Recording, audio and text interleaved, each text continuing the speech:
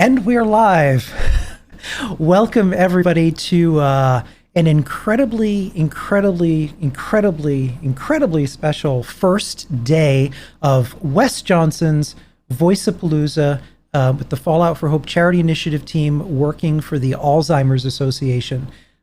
This is only our first day, and impressively, we are just less than $700 away from raising $10,000 for the Alzheimer's Association.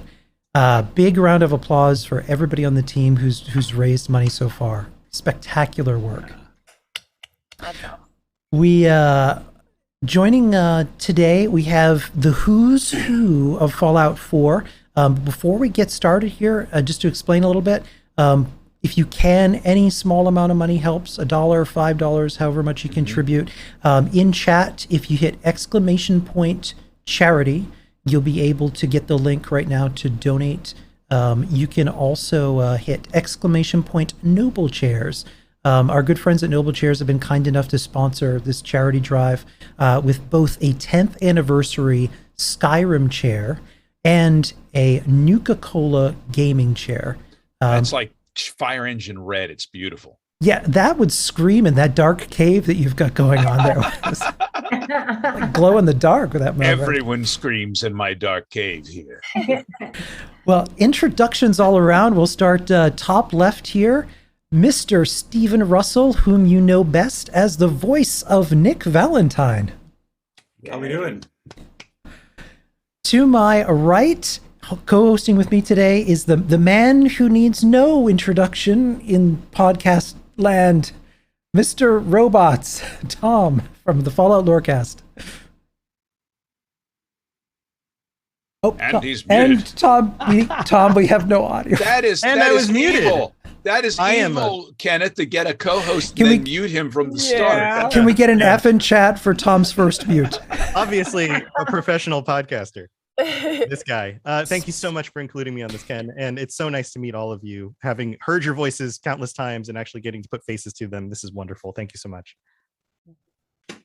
Oh, you know what? Yeah, you're right, guys. To my right is, right on the end here is Christopher Walker. Hello. Whom you know as Initiate Clark. Second row left, we've got Paul Eiding, the voice of the Vault Tech rep. Good morning, Vault Tech calling. Happy to be here. People's positions in Zoom for some reason keep switching. So currently, Paul is now Christopher Walker. Oh, no. Hey guys, if you shut off your camera, it moves you into a lower section and everything will move. So you'll be watching Ken's head going back and forth like one of those little dogs, bobblehead dogs in the back of the car. I'll rearrange everybody's names. So keep your cameras on. Now. Everyone got. Never mind. Yep. So next, well, let's see. We've shuffled around here. So now we have Wes Johnson sitting in Paul's place. Ken, if you drag Chris back to where he was, everybody should go right back to where they were.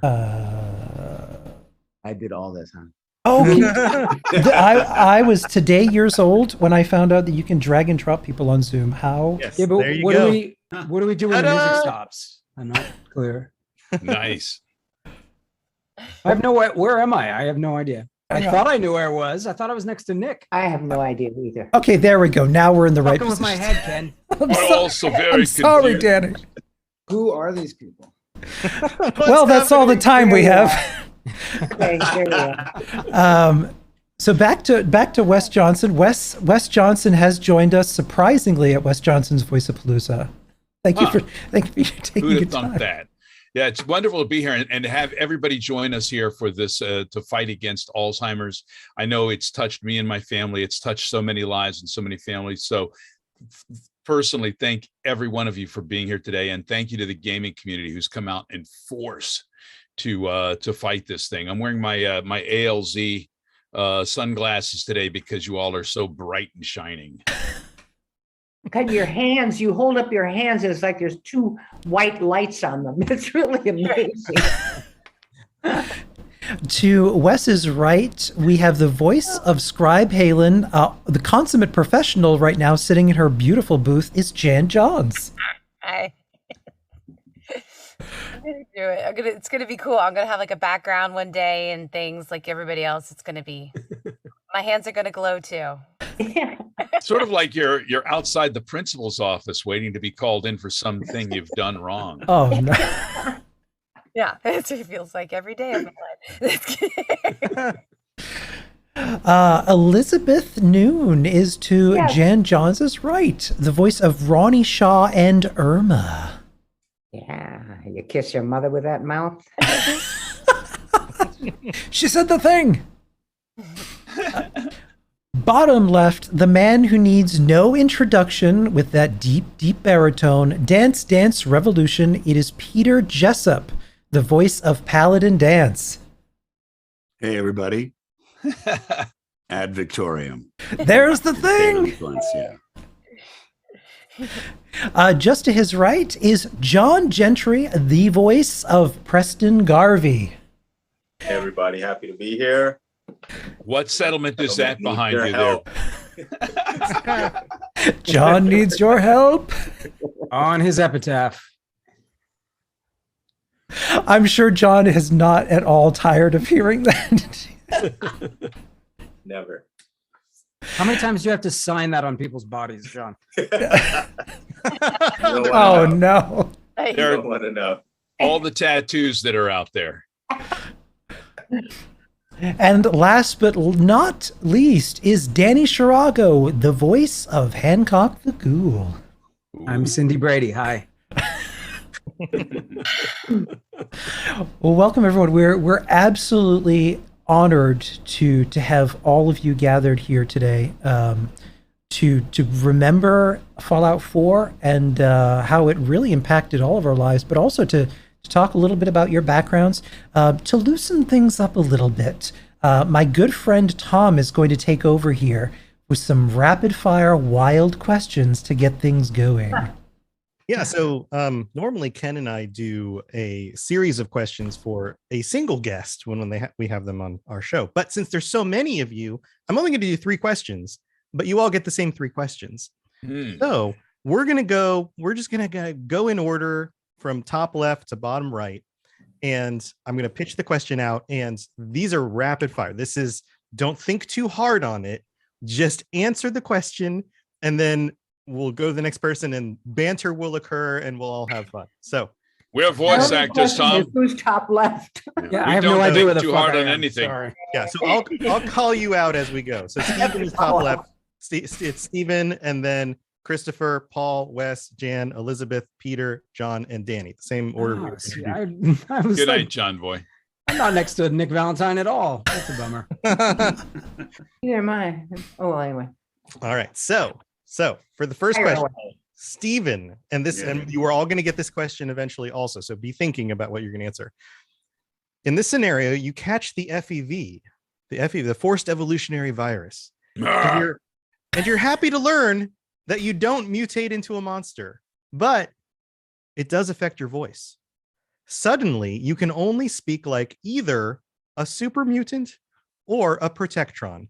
Which do you choose? Dude, Oh, what the fuck are definitely you the talking super about? mutant.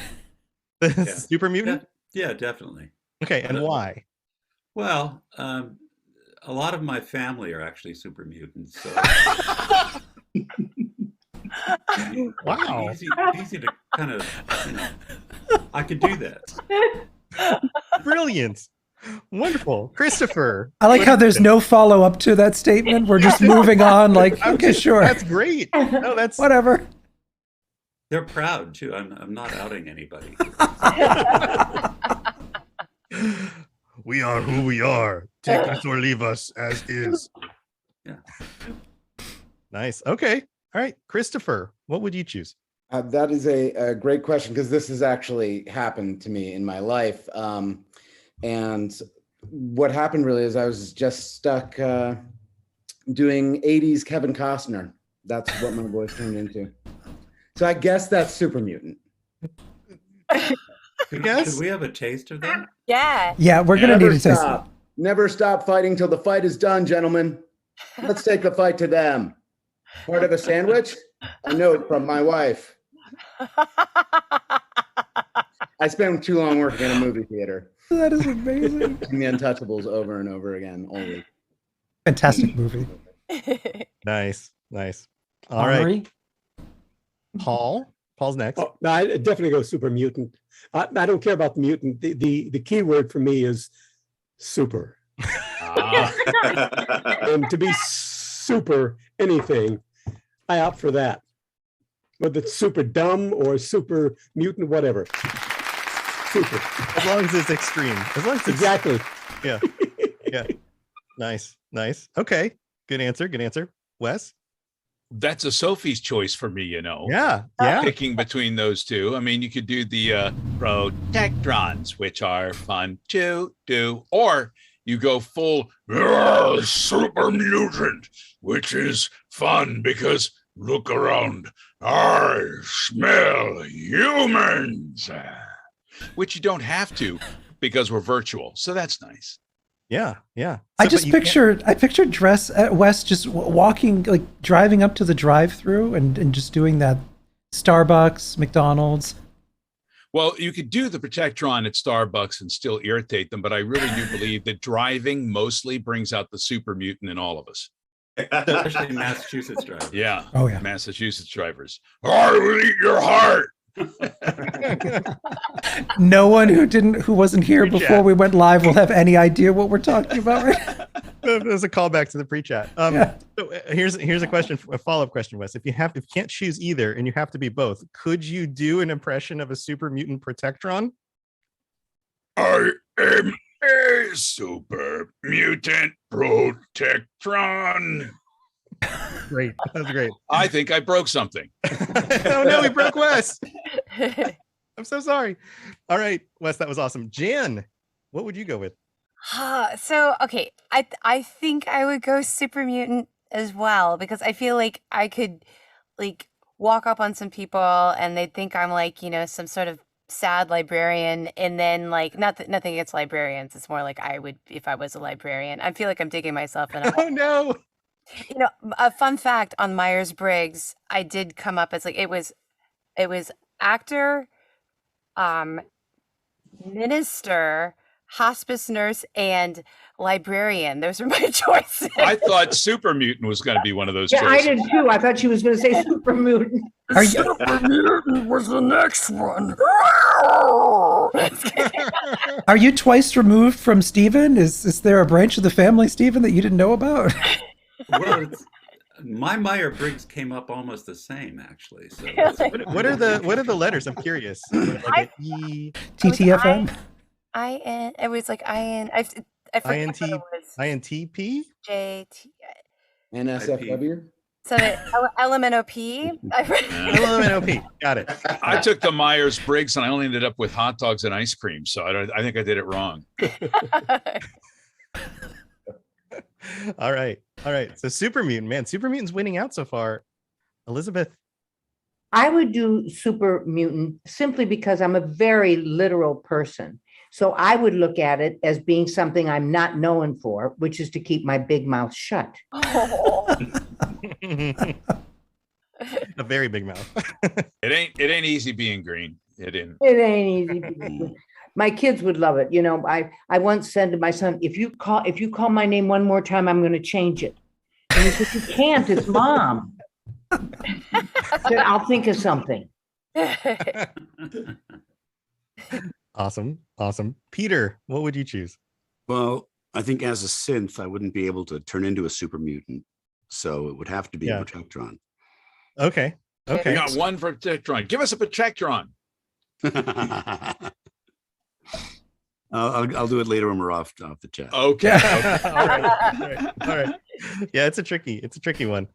John, copyright issues. Yeah, John, your turn. What would you pick for your voice to change into? Super mutant voice or Protectron voice? I think I'm gonna go super mutant too.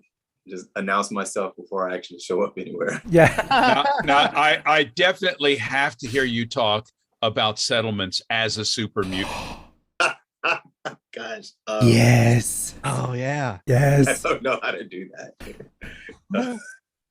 And I do have to apologize to you, John, because when I was going through the playthrough, you asked me that so many times. I eventually put you in a slinky nightgown and a giant bear animal head.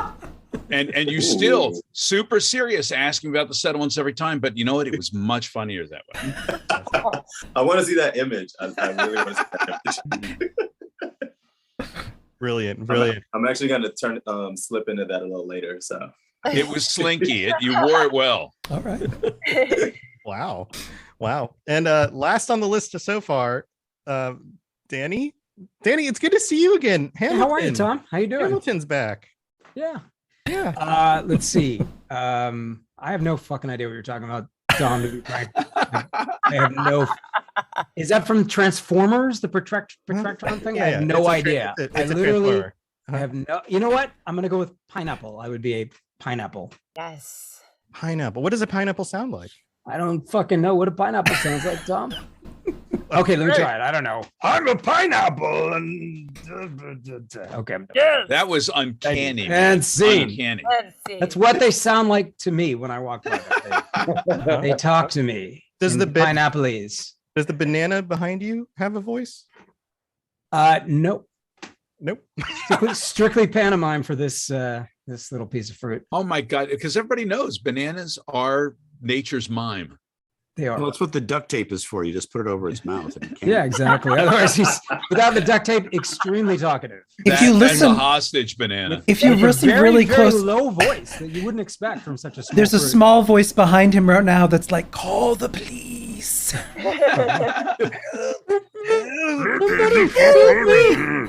The police were already called during the pre-chat when Jan gave us about 14 puns in a row about bananas. So We were getting ready to put Jan in a timeout. They should be there soon, Jan. Yes. All right. So it seems like Super Mutants went out. We've got another question here. Question number 2. In this scenario, the wasteland has taken its toll on you, your spouse, and your marriage. Your spouse has become a horrible person who's racist against ghouls, and you absolutely can no longer stand them. Would you rather be forced to stay in a bad marriage for reasons, or have them overcome their terrible ways only one day, years later, to realize that they were replaced by a synth? So, synth spouse? By what? A synth, a synthetic person. Synthetic. Okay. Yeah. So either synth spouse who you can get along with, who you like again, or terrible spouse that you have to stay in a marriage with, but they're actually a human. Steven? Oh, that's to me. Go to you. Sorry. Gosh, I have no idea.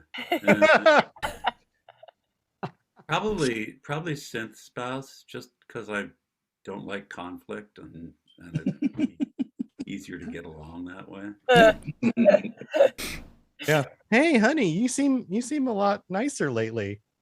Yeah. Why? Yeah, well, that'd be good, wouldn't it? Yeah. That'd be nice. Work. Yep. That'll work. Christopher, what do you think? I have to stand by Initiate Clark. So I think you got to go with the synth spouse, because racist against ghouls is not something that Initiate Clark can continue to That's right. tolerate in a spouse. So I'm going that way. Yeah, pretty terrible. I mean, that means that your spouse probably was killed off at some point and replaced, but Yeah, you gotta stand by your principles, I think. It's the wasteland. Things happen. the wasteland. Been there, done that. Wait, All right. What? We're just going to move on from that one, like Steven's comment about his family and super mutants. Next question. Okay, Paul. Well, I know it's for better or worse, but I don't think that I could have handled the racism stuff. And who knows what happened to the human wife or the human spouse. Dateline will tell you. Maybe I may have had something to do with it, There's a whole backstory that's coming out here. But this, I thought these were supposed to be fun questions. This is really some serious stuff. Yeah, this is too serious for me. I'm worried about the wasteland. Moral ramifications. Yeah, It's a dark place uh, out there. The last one is a little bit more fun. Don't worry. We're coming back to All fun. right. I'd probably have to go with the synth. Depending upon how the relationship was, how do I put this gently? If our relationship was completely full on all aspects, I'd go with the synth. All right. Yeah. And again, don't overthink it. And these are the kinds of dilemmas you come across in a Fallout game. Absolutely. So that's part of the fun of the question. All right, Wes. One moment, Tom. I did want to actually say, Spanker Prime, thank you for the $250 donation. Oh my goodness! For Thank you. Alzheimer's Association. And also, I missed it earlier, Jordan Pettit, I believe that is. Thank you for the $10 donation. Thank you both very Thank much. you, Jordan. Yeah. That's wonderful. Amazing. Thank you. So your question is synth spouse, correct? Spouse or Yeah. human spouse, but they're still a terrible person. You know, I think turnabout is kind of fair play. And I know that if the shoe were on the other foot, the wives would be all too happy to turn us guys into synths, because that makes us immediately into an easier fixer-upper. They just throw us up on the rack and they get the perfect man. So yeah, let's go with the synth. All right. Jan, what do you think? You know, so I would definitely go with the synth. Synth spouse? Yeah, I totally would. Because I just think you've already been through enough trauma. Like, why do you need to do more work? Right. You're here. Right. Yeah. Why make the wasteland any harder? Yep. Right, exactly. I would say there's no ED with the synths, but I know they might have some software issues. Oh God. Oh. I see what you did there. Well, apologize. My bad. Sorry. Elizabeth, I know it's a tough question. It's a tough question because I'm lost in the marsh, but I probably would go with the synth simply because I wouldn't have to worry about being right or wrong. Yeah. Okay. Yeah. You know, just kind of hang in there and take what I get. Just go with it. Yeah. Yeah. All right. Peter, what do you think? Okay, I'm going to break this down because there may be some spoilers here, but Oh no! as a member of the Brotherhood of Steel, of course, I have to hate both ghouls and synths. Yeah. But having already been killed off and replaced by a synth, I would have to say, gosh, and it's funny too, because my actual wife is horribly racist against ghouls. And she's working on it. She does not like ghouls, let me tell you. But I'd probably stick with her.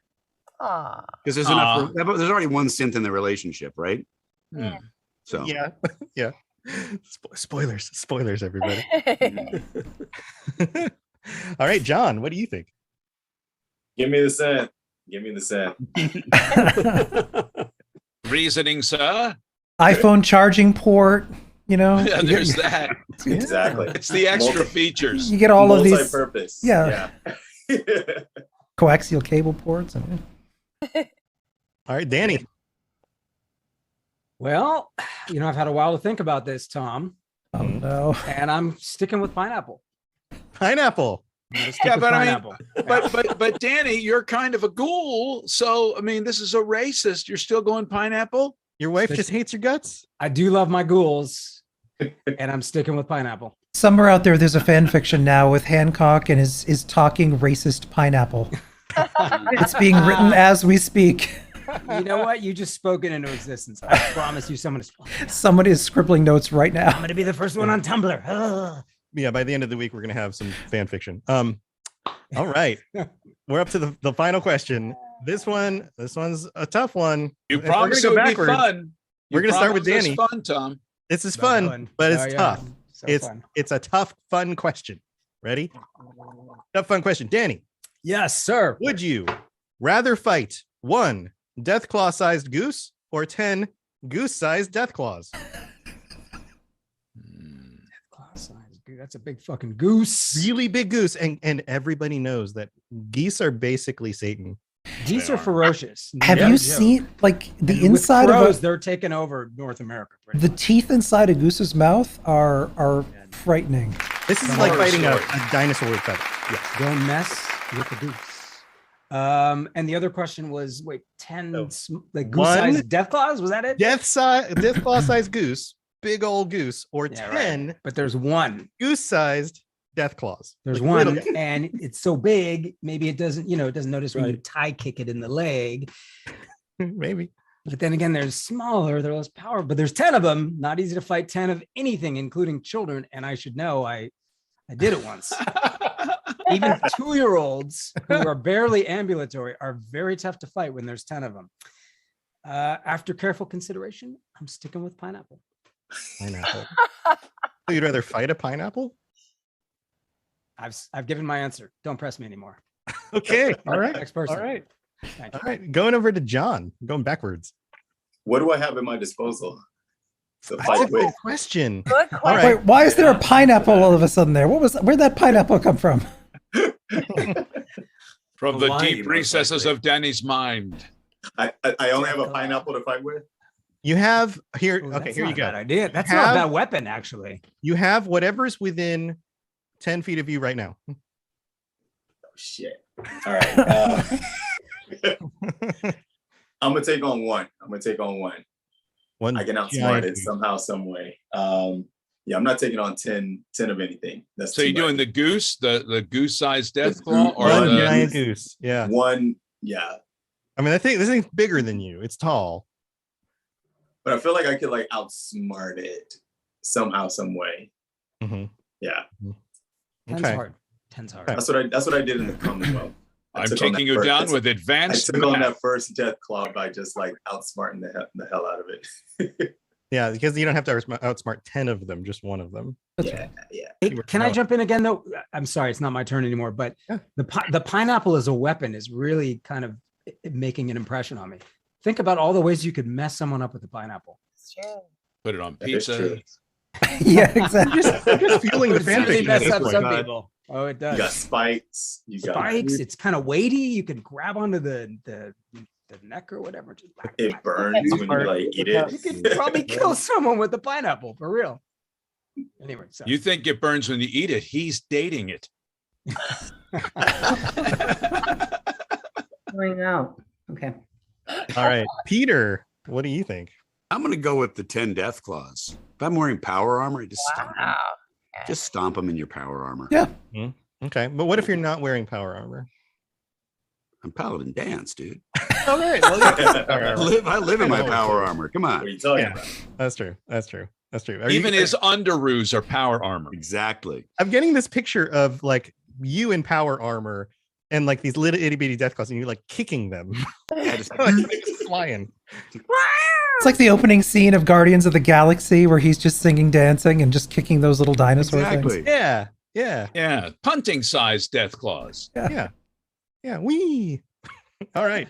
Elizabeth, what do you think? Giant goose? Just Or kept 10 coming little out. death claws. I kept going in and out. So what does the one combat have? I said 10 with the goose claws, but what was the other one? There's one big gigantic goose, Yes.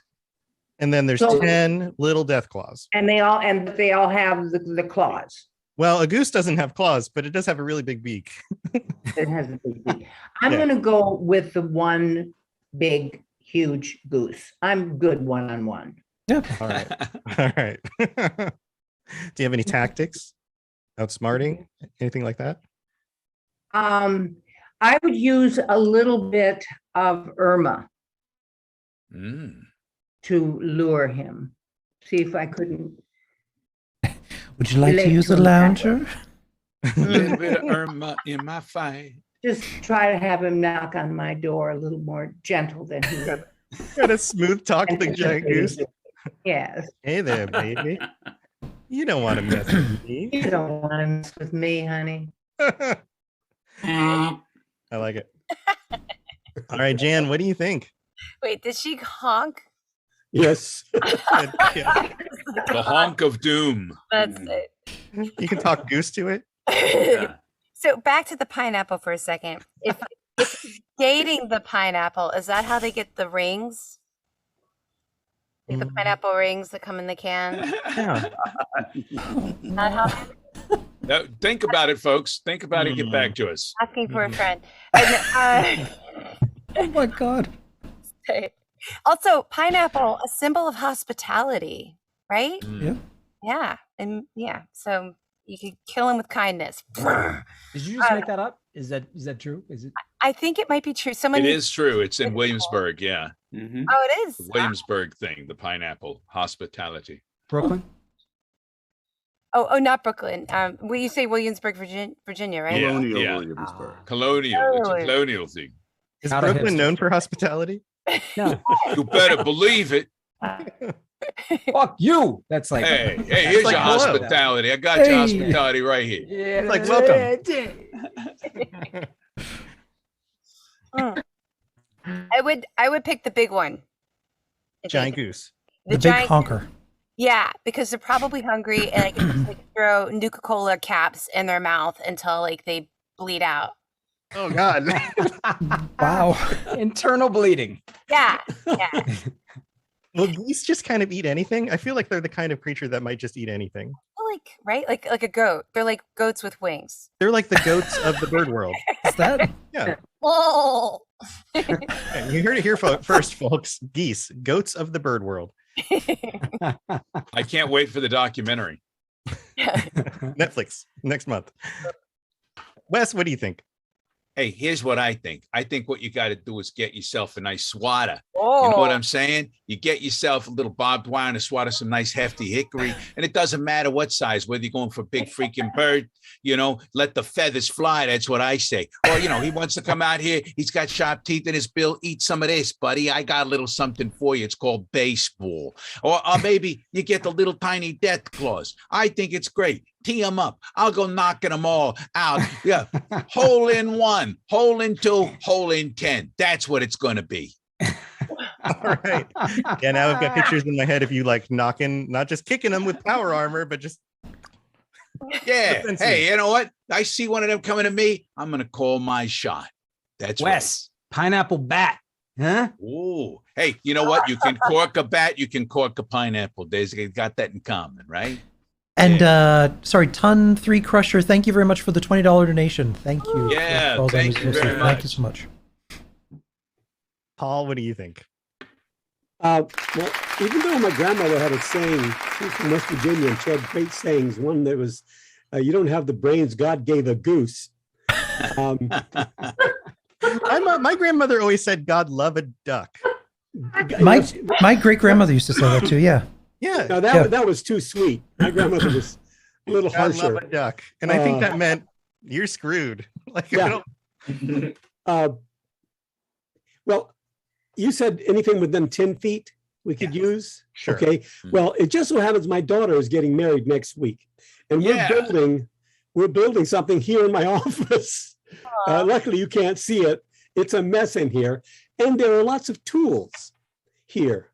I've got mallets. I've got a saw, and so I would take the one. And I think my grandmother was wrong. I do have about the same brains God gave a goose, but I have tools to fight with. So I would take the one, and I would kneecap him first, take him down, and then force feed him a saw, and maybe the mallet too. Oh no, Paul, getting graphic. do geese have knees? Say again. Do geese have knees? Oh yeah. Sure. You haven't seen them? Yeah. They've been Are they like the backwards. backwards kind? Does Or a goose have knees? I have no idea. I feel like that's a country. My scenario. It's a country music song. Does a goose have knees? Do goose have knees? It's the old timey phrase. That's the geese knees, right? Yeah. The way to geese his knees, baby. Yeah. Christopher, you're up. What do you think? Well, my grandmother was known for her colorful sayings. And what she always said was, well, for some people, a big goose might be a pleasurable thing. I don't know that that's really relevant to the situation. But I did happen to buy a loaf of bread the size of a tractor trailer truck. So I think I would go with your one big goose and just try to keep it busy with little pieces of bread for as long as Distraction. Rachel, thank you for $211.11 donated to Alzheimer's Ooh. Association. And Grim Reaper, We thank you for the just- $60 donation. And Wow. Do you see that? we passed it. $10,000 broken. Yay. Yay. Yes. Look at that. Right, see you later. Absolutely amazing. That's awesome. Look Wow. at that. Thank you all. That's Spectacular. amazing. Yeah, This is day one, people. And you know what Awesome. happens when we reach our goal? We raise our goal. And we appreciate that because the more that comes in from you guys, the more help we're going to get for those who are suffering from Alzheimer's. And by the way, if any of you out there need us in any way for help fighting giant geese, we're there for you. You know, you are donating to ALZ to fight ALZ. We will fight the geese for you. Mm-hmm. And this just big in. or small, big or small. We can do the little ones too. That's The true. little ones too. 1, 10, 300. We don't care. Any number. We will fuck those geese up for you. There is no enemy too small. Mazoga in chat has confirmed that Google says geese do have knees. Thank you very much. Thank God. Good improv, Paul. See, Grandma was long. She was wrong. The more you know. Ring. The more you know. All right, Chris, did we wrap you up, or were we done with you? I wasn't. I don't think I should say any more on the topic. All right. Stephen.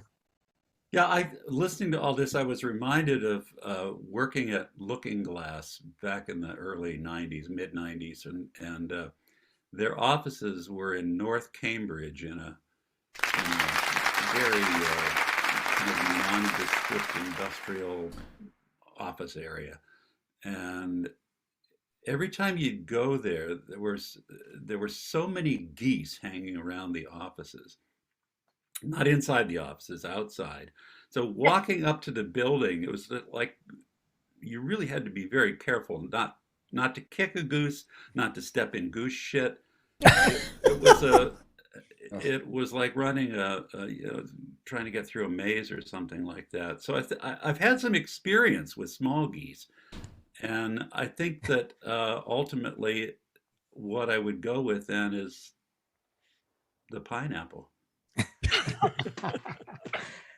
It all comes I don't know back. where you are, but I'm fist bumping you wherever you may be. And Emily, thank you for that $10 donation to the Alzheimer's Association. Much appreciated. Thank you, Emily. Thank you. All right, guys. Well, thank you for putting up with my questions here. It seems that we have a variety of consensus on these topics, but that's also wonderful. Yeah. So now I want to take you all back. Liz dropped off here, but when she comes back in, No returns. we're all going back. No ins and outs.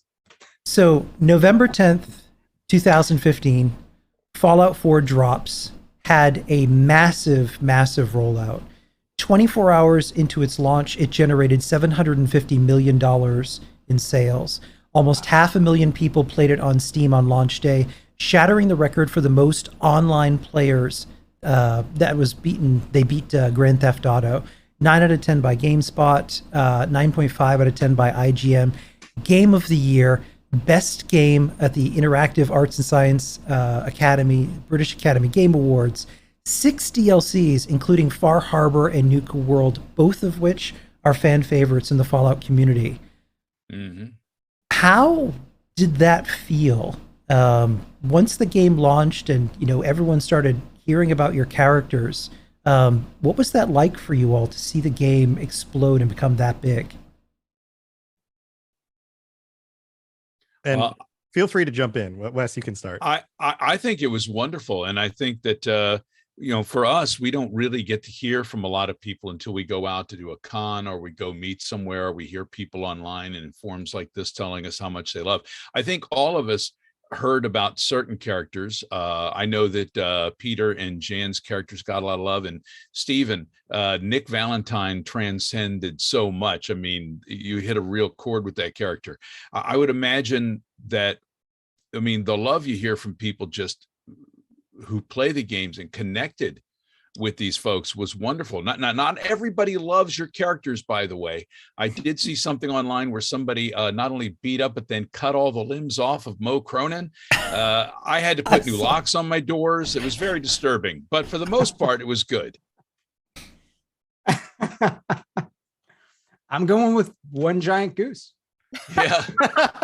Now, are you telling me the fans gave you One Giant Goose? I mean, 10 little death claws. I mean, there's 10 of them, you know? Actually, Danny's character is the one that generates the most erotic That's true. fiction.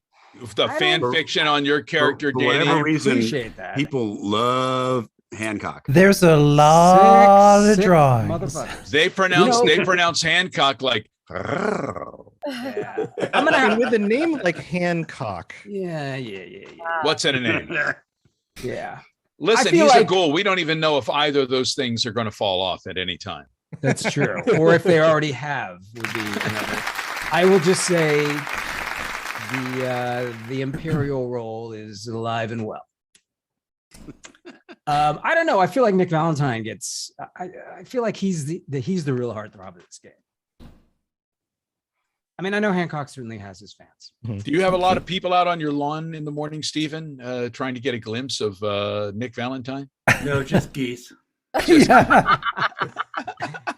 I mean, Paladin Dance also there's a lot of really fantastic art of Paladin Dance as well, including a pinup one that I assume you've probably seen. Yeah. Yeah. Well, tell me See, there's about a lot that. of- What is lot of that? points of entry. What? Classic. Wait, what? What? I'm so lost. Somebody did a wonderful sort of beefcake pinup of Paladin Dance. I don't know. I've always sort of thought, you know, the KMF game. It was, that Dance was the M and Hancock was the F with the fans. I don't know who they would K, but you know. Like Mo Cronin. Wait, Someone says there's a fanfic out there on Dance called By No Constraint. Have you read any of these? I have Peter? never Do read a not go fanfic. down that rabbit hole. Peter, Peter, run. never. Where did they have the fanfics? Peter, run. Peter, never. Come on. I mean, Someone I once have not read sent the me- Paladin Dance. I haven't read the Paladin Dance fanfics. you're talking about Paladin Dance with no pants. Am I right? Someone real. sent me a fanfic between Shea Gorath and Lucy and LaChance once, and I was like, "These are both me." I find that's like my high school years you're writing Yeah. about. You know? Oh my God. So, do you? When I think of Paladin Dance, one of the things that occurs to me is the meme of Paladin Dance Revolution. Have you seen Yeah. that meme? That I've one is seen that. hilarious. Yeah. Do you guys have a favorite meme of your characters? I'm sure that they show up in all sorts of different ways. John's like, I love the Shining. Here's Johnny, where he's like got the axe. Yeah, Yeah. yeah, It's like another settlement needs your help. yeah. Preston has the best memes, man. Yeah, you do. one of the Right. most, like, on the official the Fallout Discord that Bethesda runs, one of the most used gifs that I constantly see in there is one where you just kind of like leer in a window like, hey. It's amazing. Anybody else have a You know, and even if notable you went meme? out and did some fan service with that, you'd probably get arrested. Yeah. Likely, yeah. I don't have a meme that I know of for the Vaultec rep, but these guys put together a YouTube. What's it called?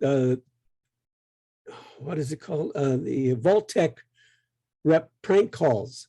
Yes. Yeah. Oh my God, those are All my hilarious. All my lines, and they call businesses, and he's good morning, Vaultec calling. Yes, can I help you? He says, and he says, we don't want any. He says, oh, it's not about. We're not selling you anything, sir. It's all about you. And the guys are really good, and they come back really quick with these poor people, these poor businesses.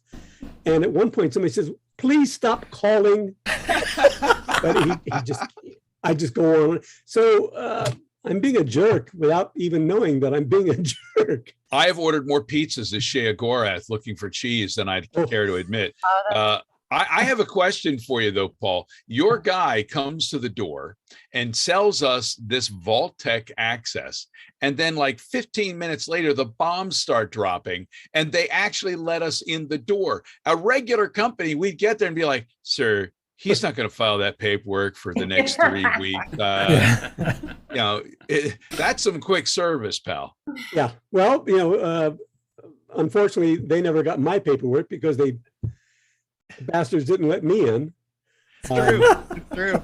So my characters are, both my characters, when I become Ghoul, are pretty sad characters. Yeah. And I love Arlen Glass because that story just breaks my heart. Yeah, that was a heartbreaking one. Being the father of daughters and having not heard his daughter's voice for all those years, and then he finally gets to hear, you bring this tape of, and I can hear my daughter's voice. It just, when I was recording, it's like, okay, how much emotion do you want me to have? Because it was pretty easy to get to. The chat room right now is totally feeling you, by the way. They're saying it's heartbreaking. They're going, my heart. They're calling you beloved. They love that character. You really touched them. The writing was so good. Yeah. It just, it was really, really well done. Aren't we lucky like that? Every time I get a Bethesda script, I'm just, oh my God. It blows you away. It does indeed. And it's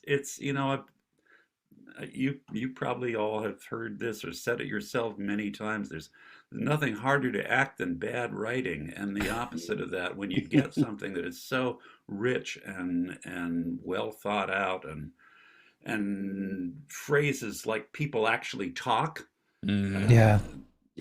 Instead of something that you're supposed to make conversational, but you didn't write it conversationally. It is such a gift. I just love working on that stuff. And I had no idea what I was getting into, because when they called and asked me if I would come in, I didn't know what the game was. I don't know about, you probably didn't either. Had no idea. They go in, I had to shave I had a goatee at the time. I had to shave the goatee, and they did the facial mocap.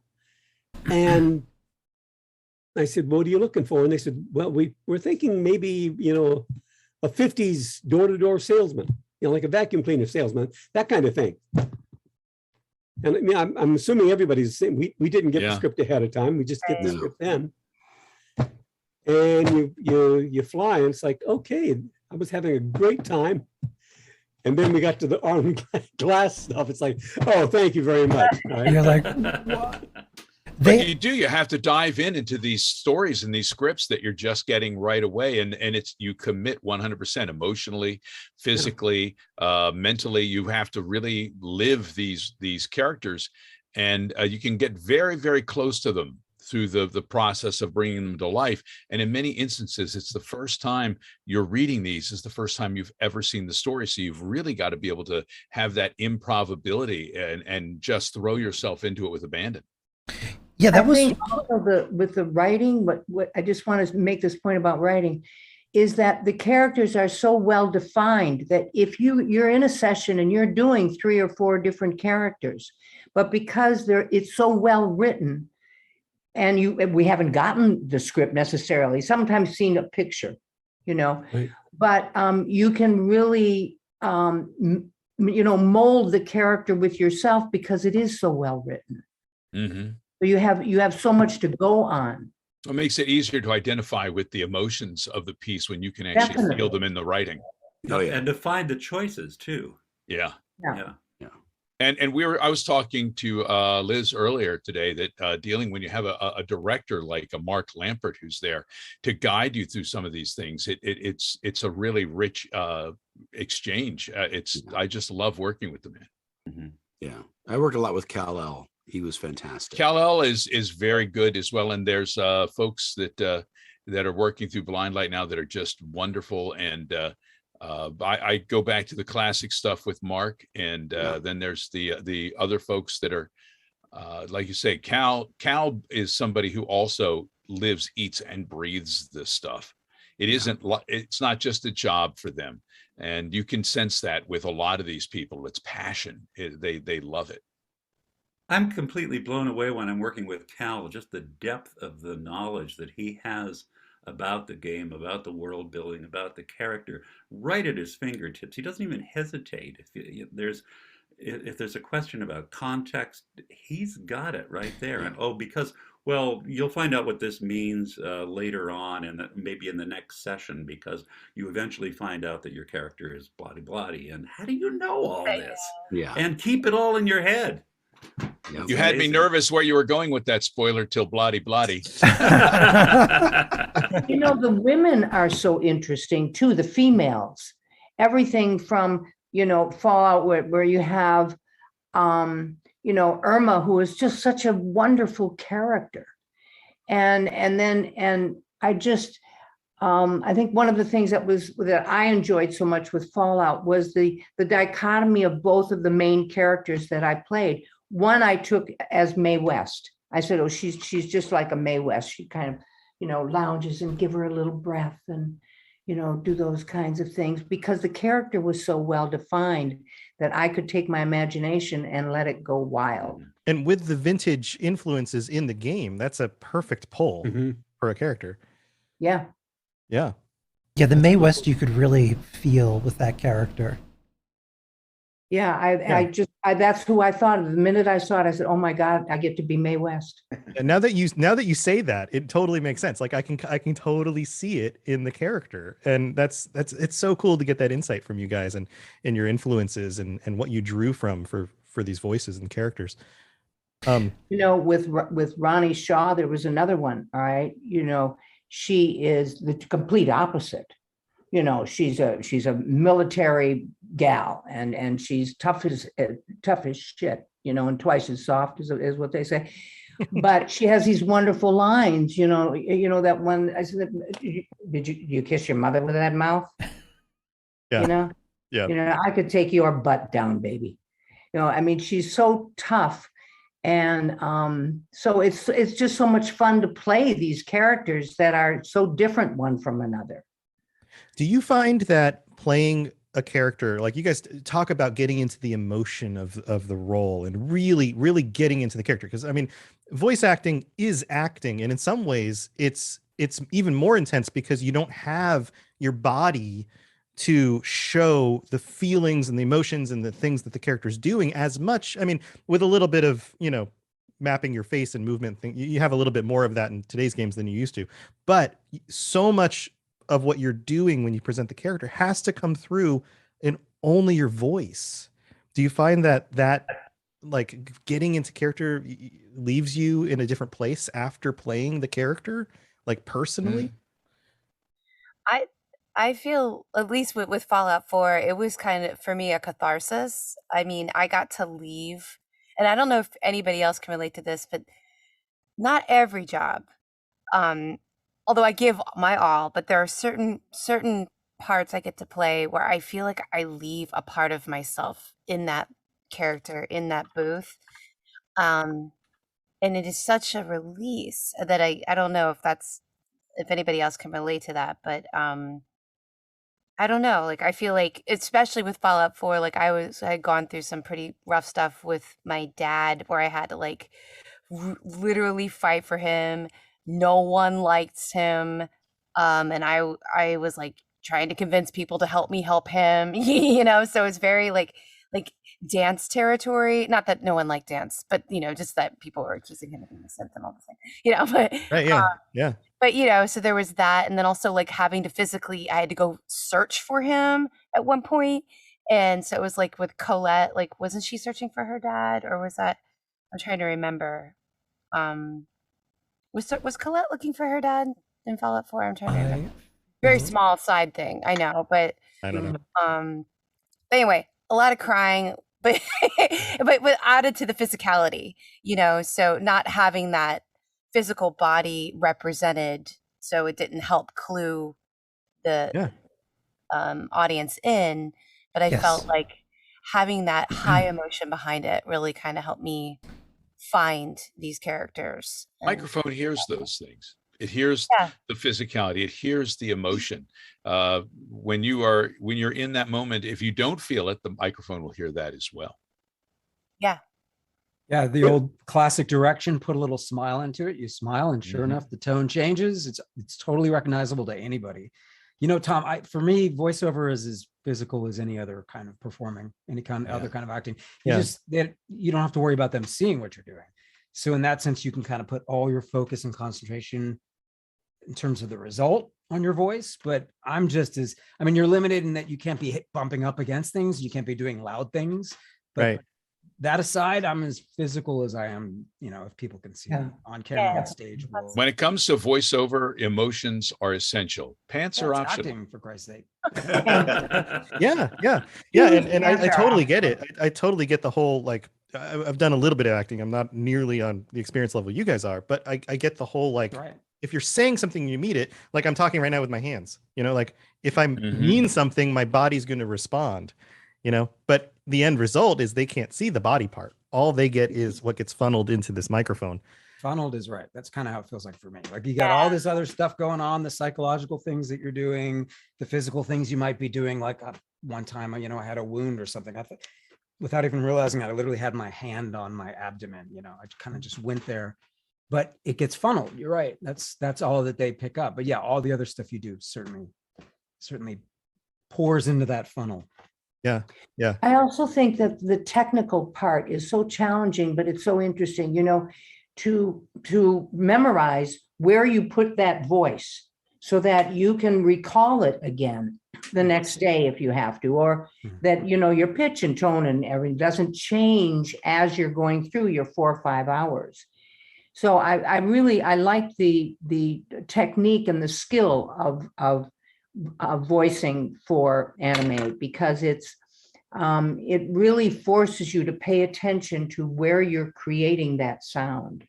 That's a really cool insight. I'm sure that's something a lot of people on this side of things, just experiencing the end product, don't think about, is the manufacturing of it, not just emotionally, but physically, and having to be able to do the same voice the next day when you come back for second takes.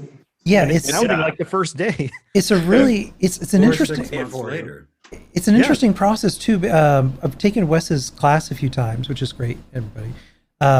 But that's one of the first things that he talks about, is getting you to really play with where your voice is coming from. Find your range. Yeah, and then know your really instrument and experiment with it to figure out, is it nasally? Is it deep down in your chest? Where's it coming from? And then try and stick with it. Yeah, I mean, the entire body is your instrument when it comes to voiceover. I mean, it's not just speaking. It's everything within this cavity here, within your throat, your chest. It's in your body, your movement, your attitude. The entire you has to come into the equation, or it's just somebody sitting there talking to themselves. Someone who's just sitting quietly trying to imitate an emotion while holding perfectly still and stiff is never going to come across as powerful or as real as somebody who is completely 100% in that moment and living it.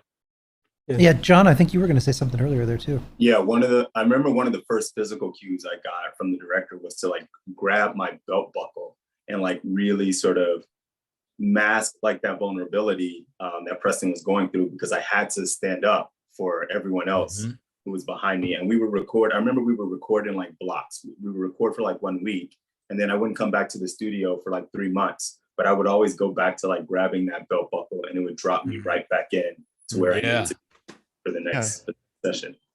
Preston is interesting because he's been through so much by the time you even meet him. He has so much tragedy and so much loss with the group that he's been working with and the people that he's lost, that's the character you meet. And yet there's still more to the story, right? Like how do you summon that, like, this character has been lived in feeling this, because you're right, in his voice there's a certain lamenting of the things that have happened and the things he hasn't been able to control. Can you talk on that maybe a little bit? I mean, I think again, Kal-El was like really great in terms of just contextualizing where Preston was coming from and what he had been through. And so I think for me, carrying that weight was again, was just something to like drop into sort of naturally and bring that forth in this sense of hope, right? Like, okay, we've been through this, but like we can still move forward and we can still rebuild. I think it was, for me, it was that sense of just, yes, that happened, but we still got to move forward. I think that was significant. I think it's very interesting watching your character and how it develops with the player, because when you first meet you, you become one of the first authority figures that helps guide you through everything. But by the end, you are almost, you've stopped being Batman. You're almost Robin to them. Yeah. It's interesting. Yeah, he's also one of the characters that, regardless of all the terribleness that he's gone through, still brings hope to the situation, right? Like there's that feeling, and some of the other characters do too. That's one of the themes, is like hope in a terrible situation. You know, somebody like, you know, Hancock, who has been in the gutter and yet comes back out as something different in order to make a difference. Like this happens time and time again in the stories. And I think it's one of the things that just makes these roles so powerful, is both sides of that, the tragedy and the hope. Do you guys? I feel like that year when it came out, there was just so much like shifting in the world, and so many people. I remember just people really reaching out and being like, "Oh my God, your character like instilled me or infused me with so much hope in this time where I like so many people were just going through so many things, and I was kind of like, oh shit, like I didn't realize that it would have that impact." But it really was just like a sense of like, you know what, there is a path, there is light, no matter what else is around you. Yeah, your character just radiated this nobility, this honesty. Even with a mascot head and a slinky dress on, it still came through. So can I ask a question for everybody? That's on the inside. Jan, you said something about leaving some part of yourself there. Does anyone else have this happen to them? When I've worked on something that's well written, that I'm proud of, if I'm away from it for a while, and watch the game or whatever it is, animated, whatever, and I watch and I know that my character is there. I know that I was there. I know I recorded it. I know that's my voice, but it's no longer mine.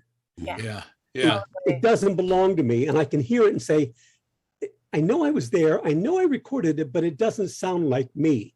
Even though it could be just the way I'm talking right now.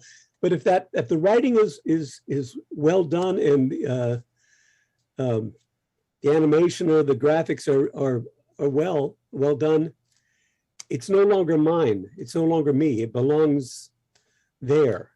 It's ingrained into the story. It becomes a part of the whole. And I love when that happens. Yeah.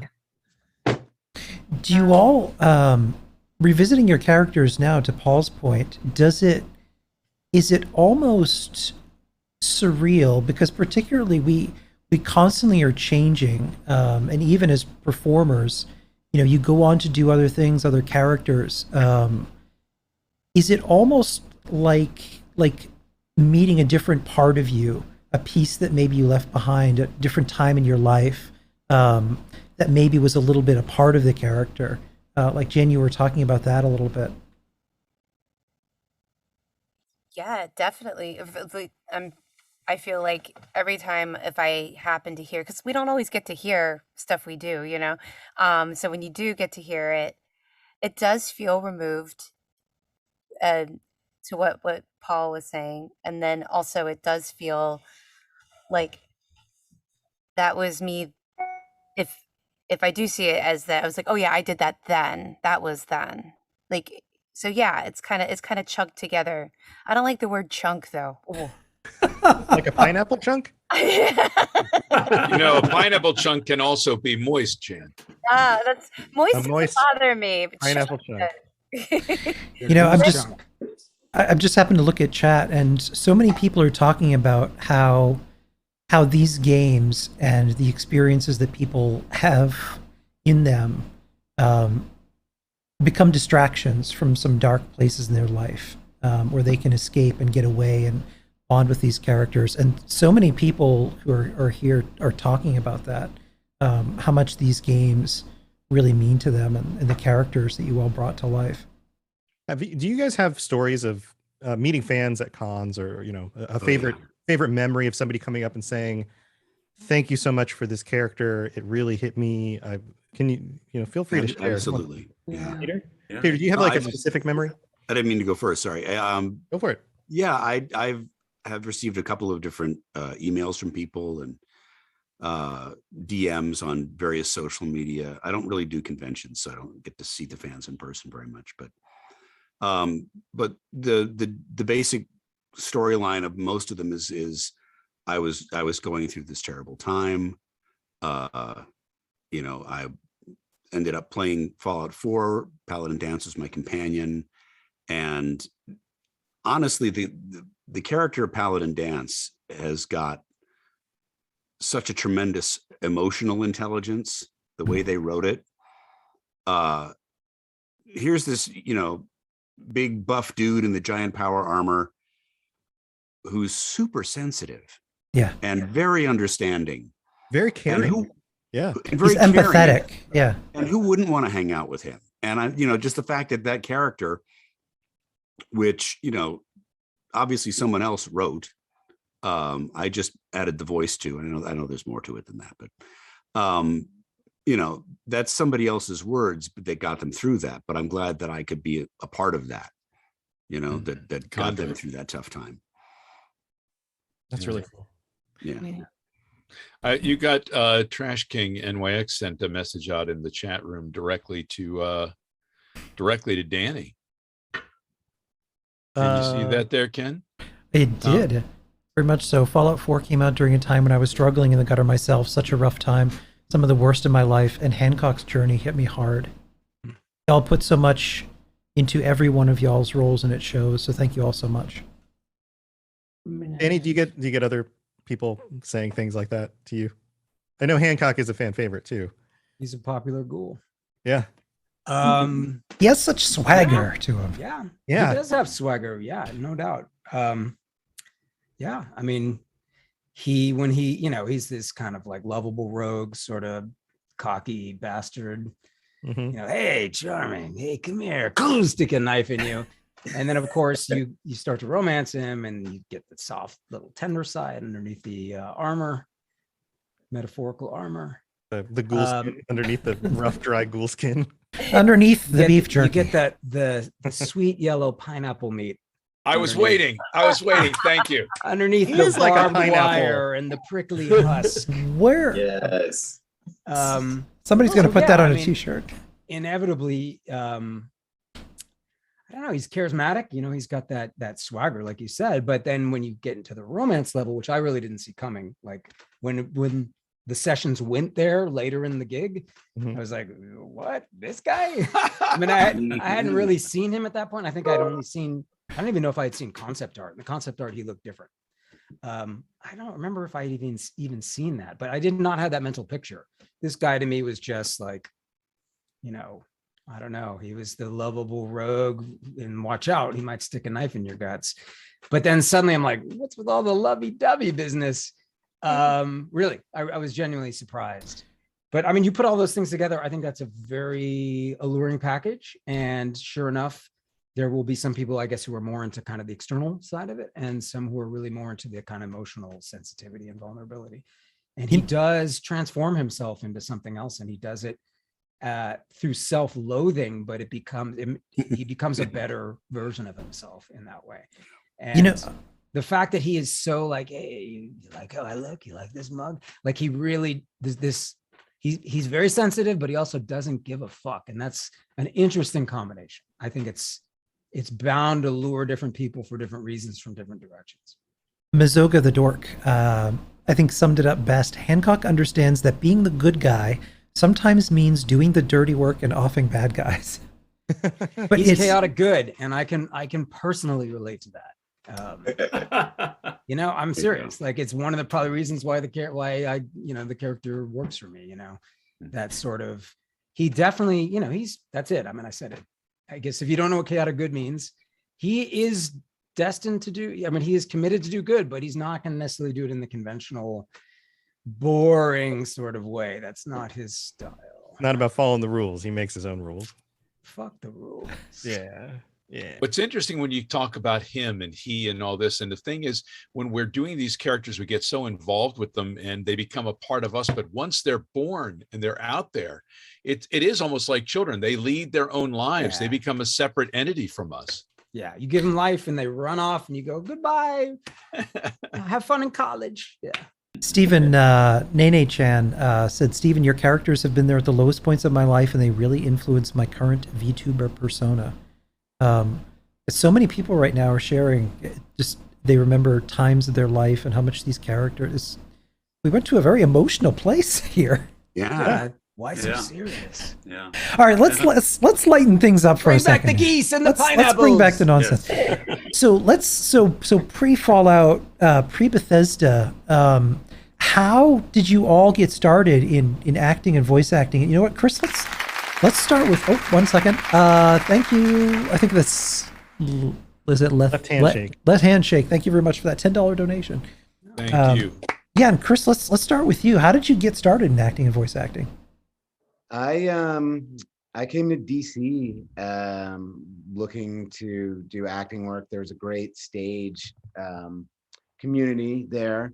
I got pulled into audiobooks, and I actually worked on some really early Bethesda games as I was just trying to put together, an actor's life in Washington, D.C. with all these, with industrials and stage work and voiceover.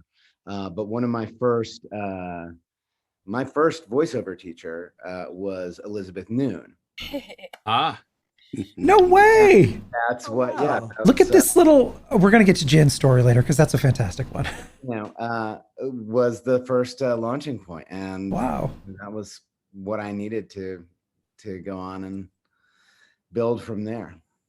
I knew you were gonna do it. I knew it from the very beginning. And don't forget, Chris right now is appearing in We Own the City on HBO. So, We Own the Awesome. City. Yeah. Cool. Little David Simon legacy, also The Wire, also Homicide. Shit. Wow. yeah. I'm very old.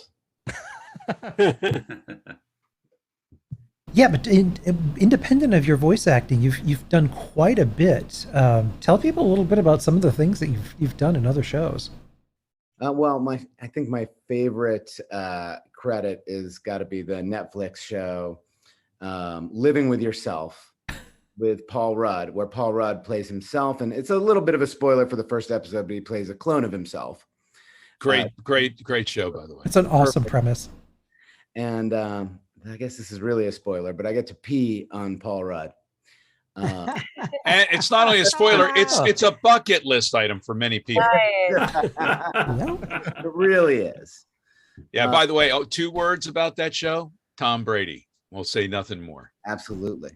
Yeah. Things like Veep, which we were so lucky to have come through our market, to come through Baltimore, to be able to work with people like Julia Louis-Dreyfus that a lot of us in this market have gotten to do. Who's from the area initially? Yeah. I didn't know that.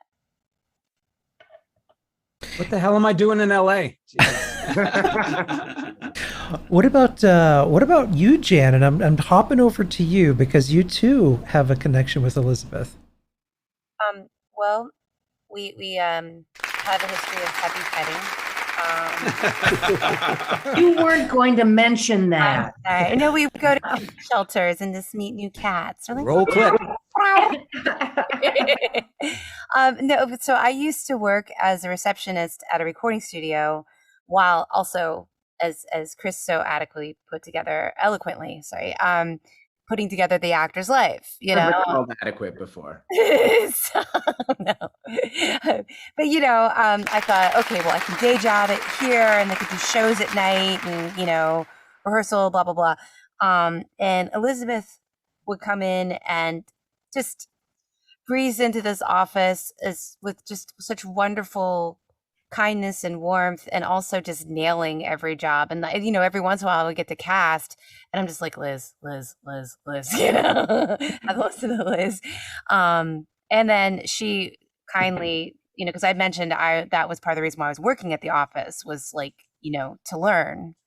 And she offered classes, and I got to take some classes with her, and also was quite an encouragement for off and on for many years for me. So she's a good egg, as they say, a good egg.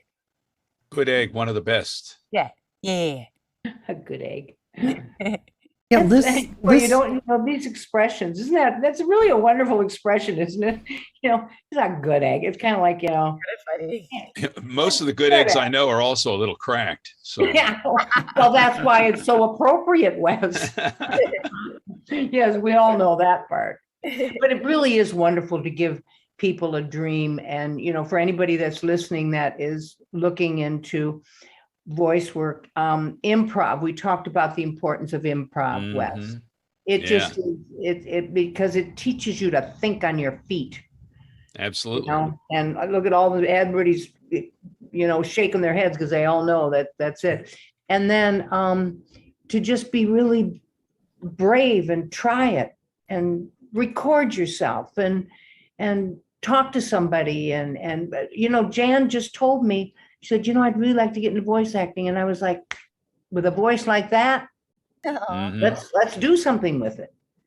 You know, what's really cool about this room, about you, Liz, about Jan, about everybody who's in here, is you've got these people who are so incredibly talented, but also really good people, good hearts, nice folks. And you don't always find that combination of talent and good human being. And what an honor to be here with everybody, and just to have worked with you guys. We haven't been in the same booths together, but to be able to share a game with you is just, I can't explain how cool that is. yeah, I've really enjoyed being with all of you. Yeah, Very well said, much. Wes. Juve, thank you for the $20 donations. No response, thank you for the $50 donation. And 3-Nil, thank you for the $20 donation. Thank you. Thank you all. That's wonderful. Liz, how did you get started in acting and voice acting? Well, you know, as a kid, I was always acting. You know, I come from a very large family, so I would. I used to dance on the dining room or on the card table in the pink room. It was called Pink Room, my mother's piano room. That career could have gone a very different way. Yeah. And that's why, you know, I used to dance on and I would do all the Star Trek characters. That's how awesome. Yeah. I would be every single character on Star Trek.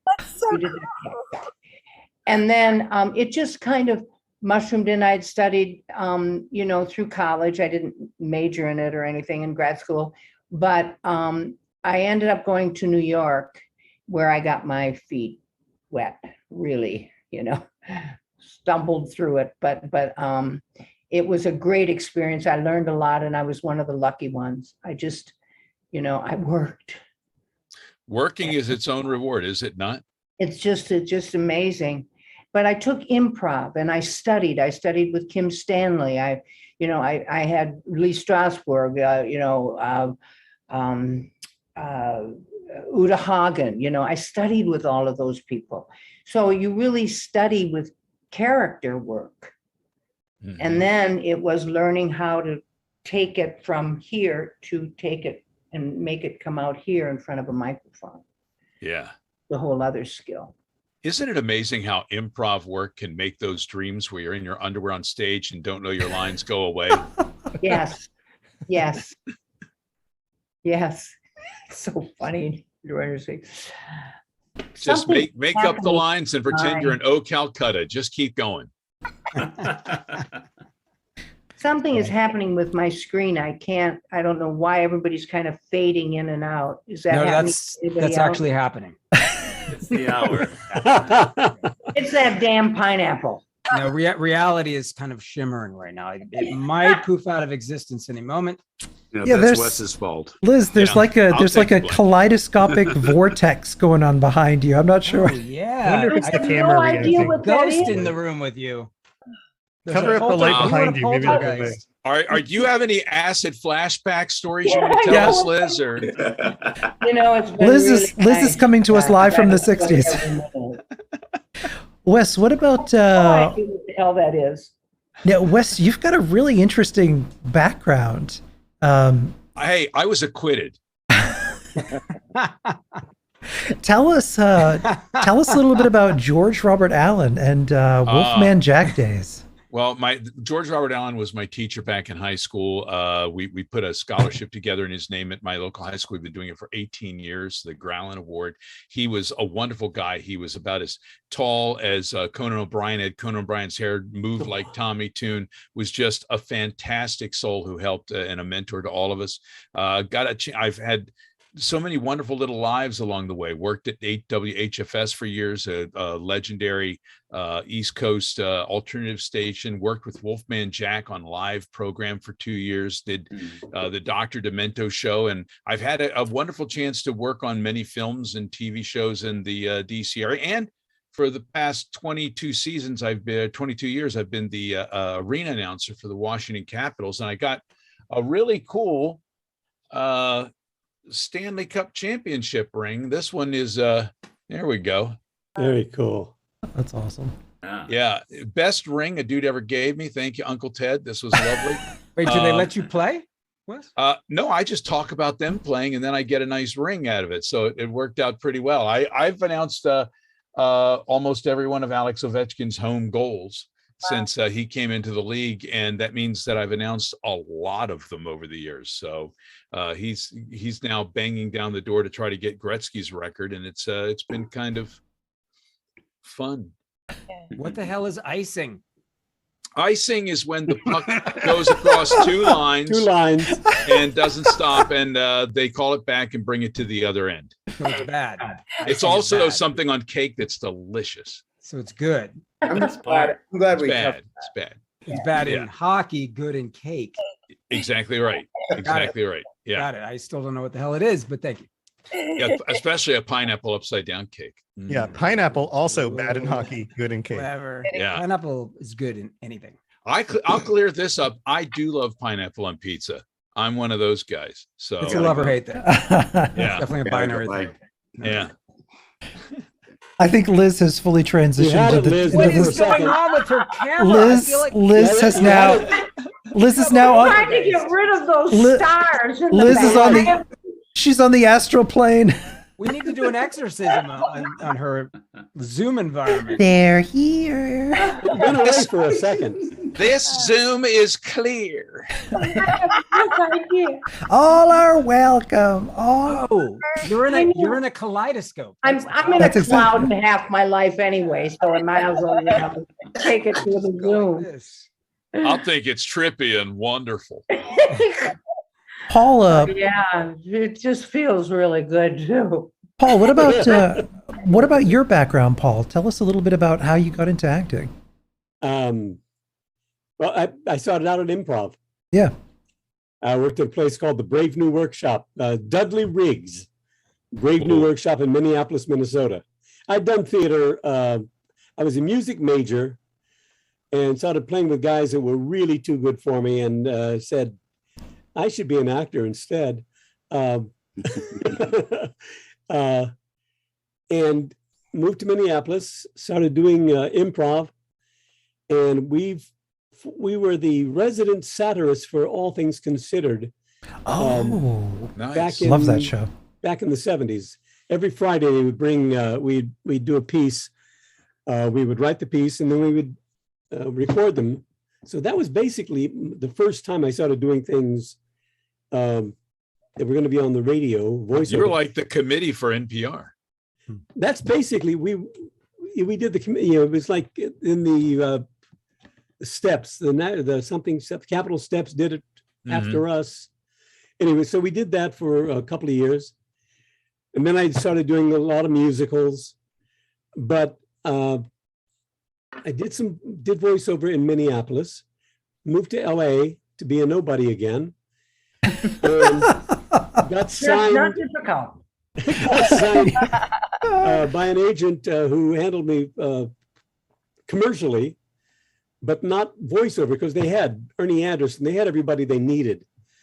Until one day, one of the voiceover agent, Rita Benoit, went by and heard my voice on a character I was doing. They were watching my reel, and she said, "I want to bring the guy in." So she brought me in, and I booked the first thing she brought me in for. It was the voice of a Lindsay Olive, kind of a nerdy little Olive. Flew me up to San Francisco. As they are. Yeah, they all are. Mhm. And I booked that, and then she started sending me out, and I ended up starting doing animation. The Transformers was the first thing that was really well known. A lot of Hanna-Barbera stuff. I did a play called Cloud 9. It was the West Coast premiere of Cloud 9. Harold Churchill. Yeah, great play. Great play. And I played an African manservant, no makeup intentionally, played a Cockney soldier, and I played a 5-year-old girl. That's quite the range. That's quite the portfolio there. Wow. That's exactly what Gordon Hunt, who was then the director and casting director at Hanna-Barbera, said. So he brought me in and had me do a general audition, do 10 different types of characters. Everything from the dumb guy to, wizards and everything else. And he liked what he heard. And I started booking. And I've had them fooled ever since. Did you? I have to ask because I remember seeing the Transformers movie when my dad took me to see it. Did you? I remember this too. I loved it. It was amazing. As a kid, yeah, in the theater. Yeah, it was a huge movie at the time, and Optimus Prime dies. Spoiler. So of course, like the entire theater of kids are crying. But did you? I think that was Orson Welles' last role that he ever did. Did you? We killed Orson Welles. Oh God. Yes, Unicron. I did a con in San Antonio, and the volunteers were all military guys. And this guy was probably 37, 38 years old. He came up to me and he said, we talked about the Transformers movie. He said, you made me cry when I think I was 8 or 9. Yeah. And I said the line, and I said, when I said, I fear the wounds are fatal. And I swear to God, the guy teared up. It took him right back to his 8-year-old self. That movie was super traumatizing to kids. Oh my God. Exactly. Yeah. Because that had never happened in Killed Optimus Prime. Right. No, I can totally speak from being a child. Like Ken and I are almost the same age. And Yeah. I remember being a kid in the 80s We were and like, watching those cartoons, and everything always turns out okay in the end. And then you go to the theater, and then like right at the beginning of the movie, like this very tragic thing happens. And I was just like, my world was shaken. Yeah, I'm that guy. But did you meet Orson Welles during that? No. Oh, okay. Yeah. No, everyone else worked together. It was great in the days when we had 8 or 9 guys in studio. That was heaven. The spontaneity that happens, also the laughter that happens. So that was wonderful. But with Mr. Wells, everyone had to clear out, and they had a driver, a limo for him. And I was there, I don't know if it was the first day or second day he was there. We were leaving, and everybody wanted to catch a glimpse of Orson Welles. And his limo drives up. The limo driver gets out, opens the trunk, and pulls out a wheelchair. Puts the wheelchair on the side, closes the trunk, and drives away. And then Orson Welles' car, his driver comes up. He had limo for his wheelchair? He had a limo for his wheelchair. Wow. And he came in another vehicle. Yeah, but everybody had to be gone when he got there. Yeah, The Wow. man was so extra. If anyone in chat has not seen, if you take a look at the YouTube video where he's doing the wine commercial, it is one of the funniest things you will ever see. We'll sell no wine before it's time. All right, it's time. He was so You've extra. heard the outtakes, right? Where he's Yes. berating the poor guy. one of the Frozen com- peas. Yes. Was it in Norway? Now, how do you start a sentence with "in Norway" and stress it? It makes and he just berates this poor guy. I wouldn't direct any living actor in Shakespeare. He what you're doing to actually, I me. believe he said, if you can tell me how to begin a sentence with the word in, I'll go down on you. Yeah. begin a sentence with "in" and stress it. I'll go down. Yeah. He was one of a kind. He was, Man. yeah. And on What a that awkward, trajectory. on that awkward segue, Stephen Russell, how did you get started in acting? I had a friend who was a writer and director, and he had known me from I was playing in a band at the time, and he was doing a community theater production of A Christmas Carol, and he asked me to be in it, and I said no, I don't want to do that. But he was pretty insistent, so I went along, and it was like falling off a wagon. I had done theater in high school, but hadn't done any for about 15, 17 years, something like that. And then at that point, I just decided to start pushing a little bit. Okay, so I've done this. What happens if I go a little further afield and try to do something in this market, and eventually kind of found a niche doing voice work in the Boston market, and which led me to games. No, that's the short version of that story. Did you ever do A Christmas Carol? Yeah, I've done A Christmas Carol a couple of times, and now that I'm ancient myself, I'd love to play Scrooge sometime. But nobody's asked me yet, so.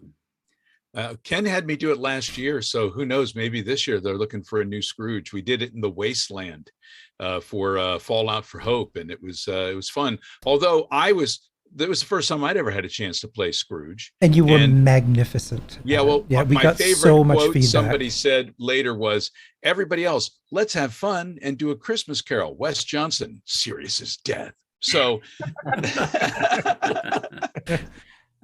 Yeah, it was goofy in a Fallout version of A Christmas Carol, and Wes was the consummate Scrooge. It was perfect. Sure.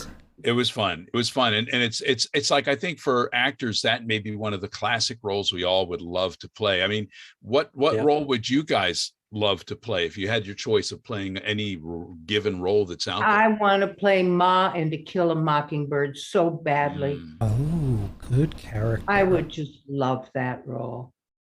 Would you kill a mockingbird for that role? Yes. That's before we go to Peter, actually, that's a great question for anyone. If you could play any dream role that in TV, film, video games, stage, what would it be? The gears are turning. Everyone's Gears. Is that for Peter? Don't say a pineapple, Danny. Yeah. No, just anyone. Yeah. I'm over that shit. That was the first hour. Danny's like, that's so last hour ago. I'm on the bananas now. Anyone can think of. Well, I've done a couple. I've done one that was my favorite, and that was playing Tevye for 10 months, 8 shows a week. So that was, and now I'm too old to do it, and I don't want to play Laser Wolf. But now I'm at the age where I would love to do Grandpa in You Can't Take It With You. Oh, Yeah, what a wonderful show. Love that play. Yeah. Well, Peter, how did you get started in acting? It would take way too long. So Okay, John. I'll give you the shorter version of how I got into voiceover. Yeah. I'd been acting for many years, doing stand-up and that kind of stuff, and had gone to college, majored in acting. and came out to Los Angeles to do a sitcom, and was riding my bicycle home from the grocery store. I'd been here about a month, just gotten married. Everything was great. And I got hit by a car. Oh, Hit the pavement, tore the right side of my face off, Jesus. and couldn't do the show. oh man. And couldn't do the movie that I was about to do. And was like, wow, I just picked up all my belongings, got married, moved out to Los Angeles, and I don't know what I'm going to do. And I had done voiceover in Chicago, which is where I'm from.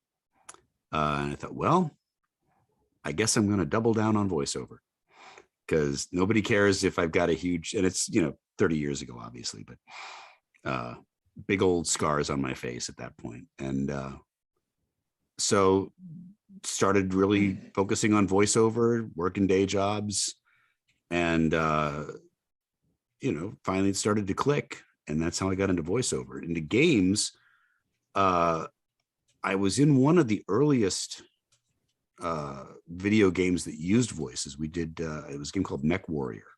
Oh yeah. And That was a huge game back in the day. I remember that. Yeah, and I did the Ghost Bear Legacy expansion pack, and was a couple of characters in that. And there was no, contract. There was no union anything. So, and just kept working away at it and getting interesting roles and made a living. That's it. There you go. The rest is history, huh? Yeah. Yeah, and now you can get back out there and start making those films because you're a good-looking man. Oh, well, thank Hey, Ken, I know Elizabeth needs to head out in a few minutes. Is there anything else you wanted to ask her before she has to go? No. What you're working on?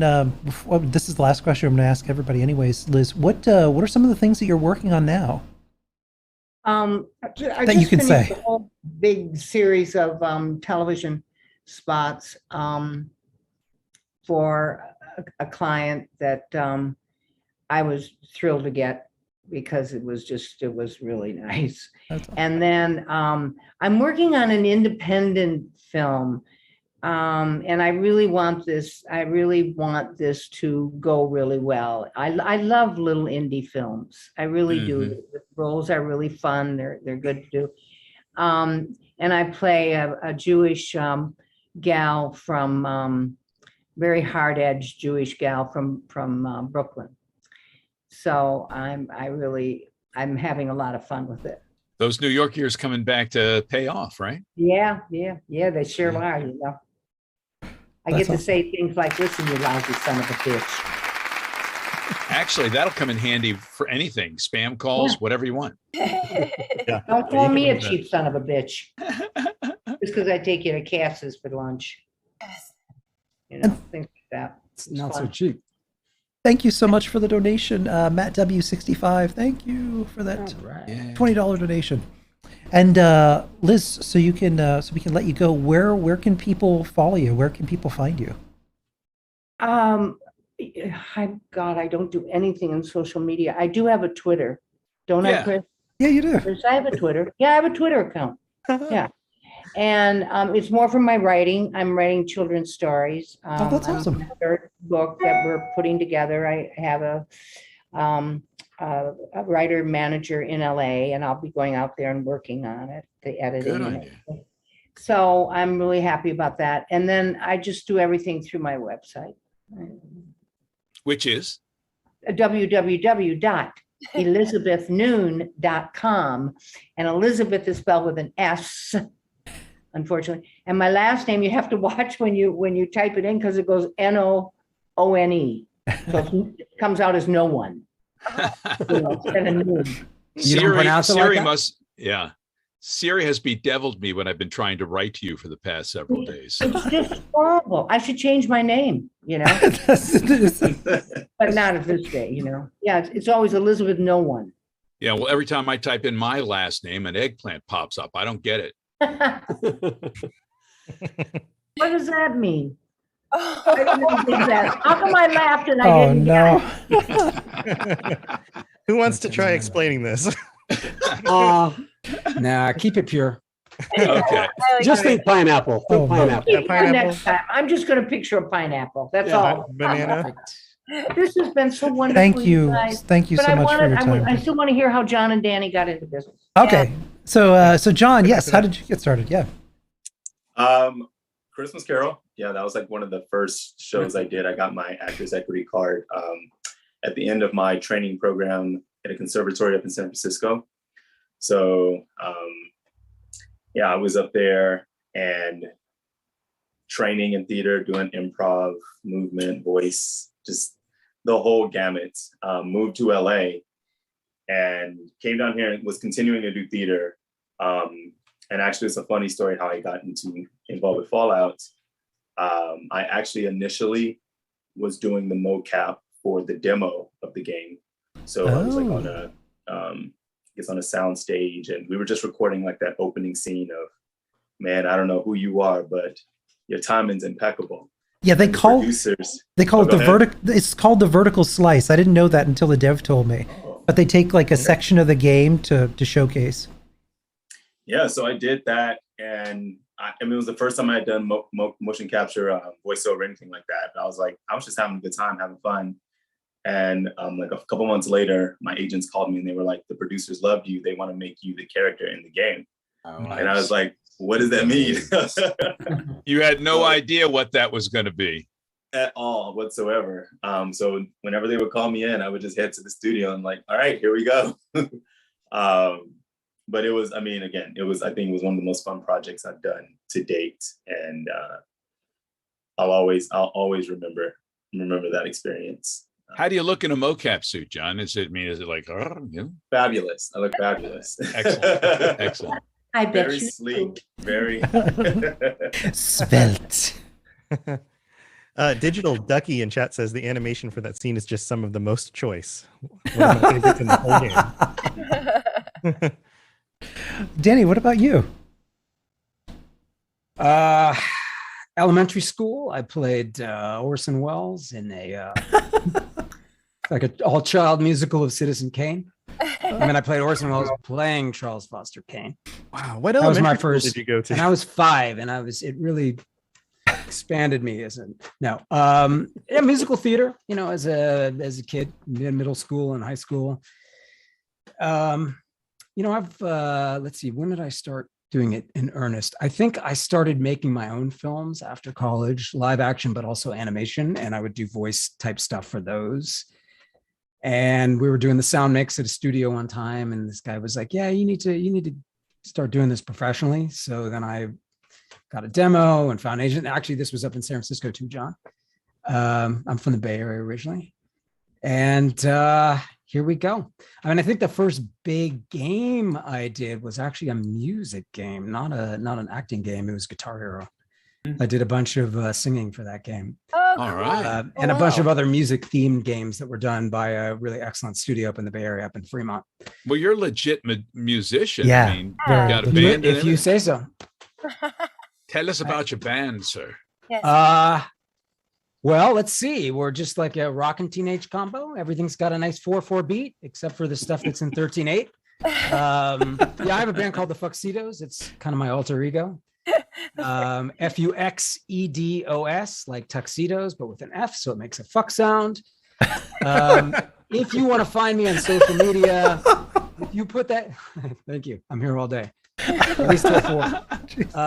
If you put that into some social media, you will probably find me doing something. Find my Linktree now. I like these Linktree things because on Linktree, one link like blossoms into however many links you got. But yeah, FUXEDOS. You wouldn't believe how many people misspell it and in how many damn ways they misspell it. But that doesn't really bother me at all. Like I've seen FUCK new word CITO''S. No, how would you're killing my dream. It froze him. He's frozen. Oh, He's back. Oh, You're back. You're back. Did I freeze for real? You did. Yeah. Wow. It was just too much for the internet. Should I You were repeat? All right. you were so, still as that banana on your wall for a second. So I was about 5 and I played Orson Welles playing Charles Foster Kane in an all elementary school musical version of Citizen Kane. Well, Liz's vortex has now infected us all. Now we're all stuck in this time loop.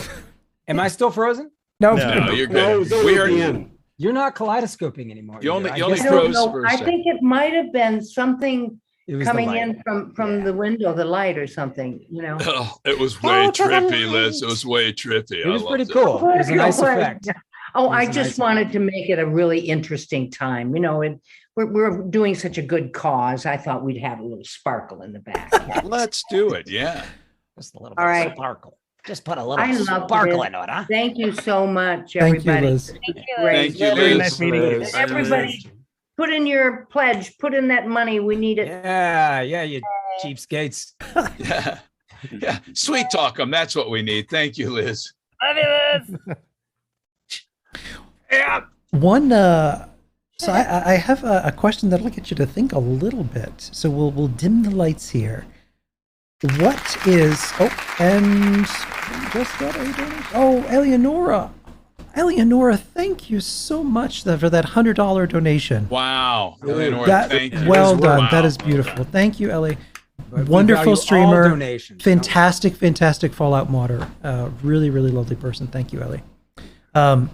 So what is your wildest acting or voice acting story? The one that you would tell in a bar setting that you can actually tell. Oh, wait a minute. Now you just put a limit on us.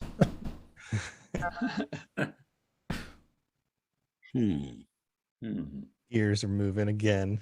I- Well, You keep dropping these big questions, and they all have to think about it. I would You have think something? being it was a Baltimore thing, and it was a movie for me being in John Waters' A Dirty Shame. And getting in a John Waters movie to begin with was great. I was a much heavier guy then. I weighed 360 pounds, and I played a biker by the name of Fat Fuck Frank. And Thelma Blair was my girlfriend in an NC-17 film. Like that'll ever happen again. And I was in a gang with Tracy Ullman and Johnny Knoxville and Chris Isaacs in there. So it was a great time on set, and it was a lot of fun. But Selma played a character by the name of Ursula Utters. And Ursula, she's a dancer and she's famous. And she got the biggest tatas on Hartford Road. What Well, is this evidently story? at this club, she's using these prosthetic devices that probably gave me about 1.5 foot restraining order away from the actual Selma to whip me around the head, neck, and shoulders with them during a scene. And they finished doing this scene. It's like getting hit with a couple of soccer boppers that have a nipple on the end of each one. And when it's over, the first AD shouts out and he goes, "Do we want to get a safety on that?"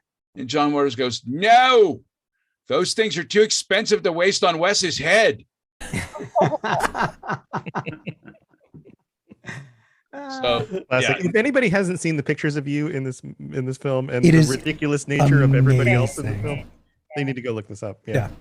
It was wonderful. I had a great time, and it was, believe it or not, because it was a movie about sex addicts and head injuries and all sorts of stuff. It seems like it was scandalous, but it was the most wholesome fun I've had on a set or in a theatrical thing since I was in my high school days in the drama department.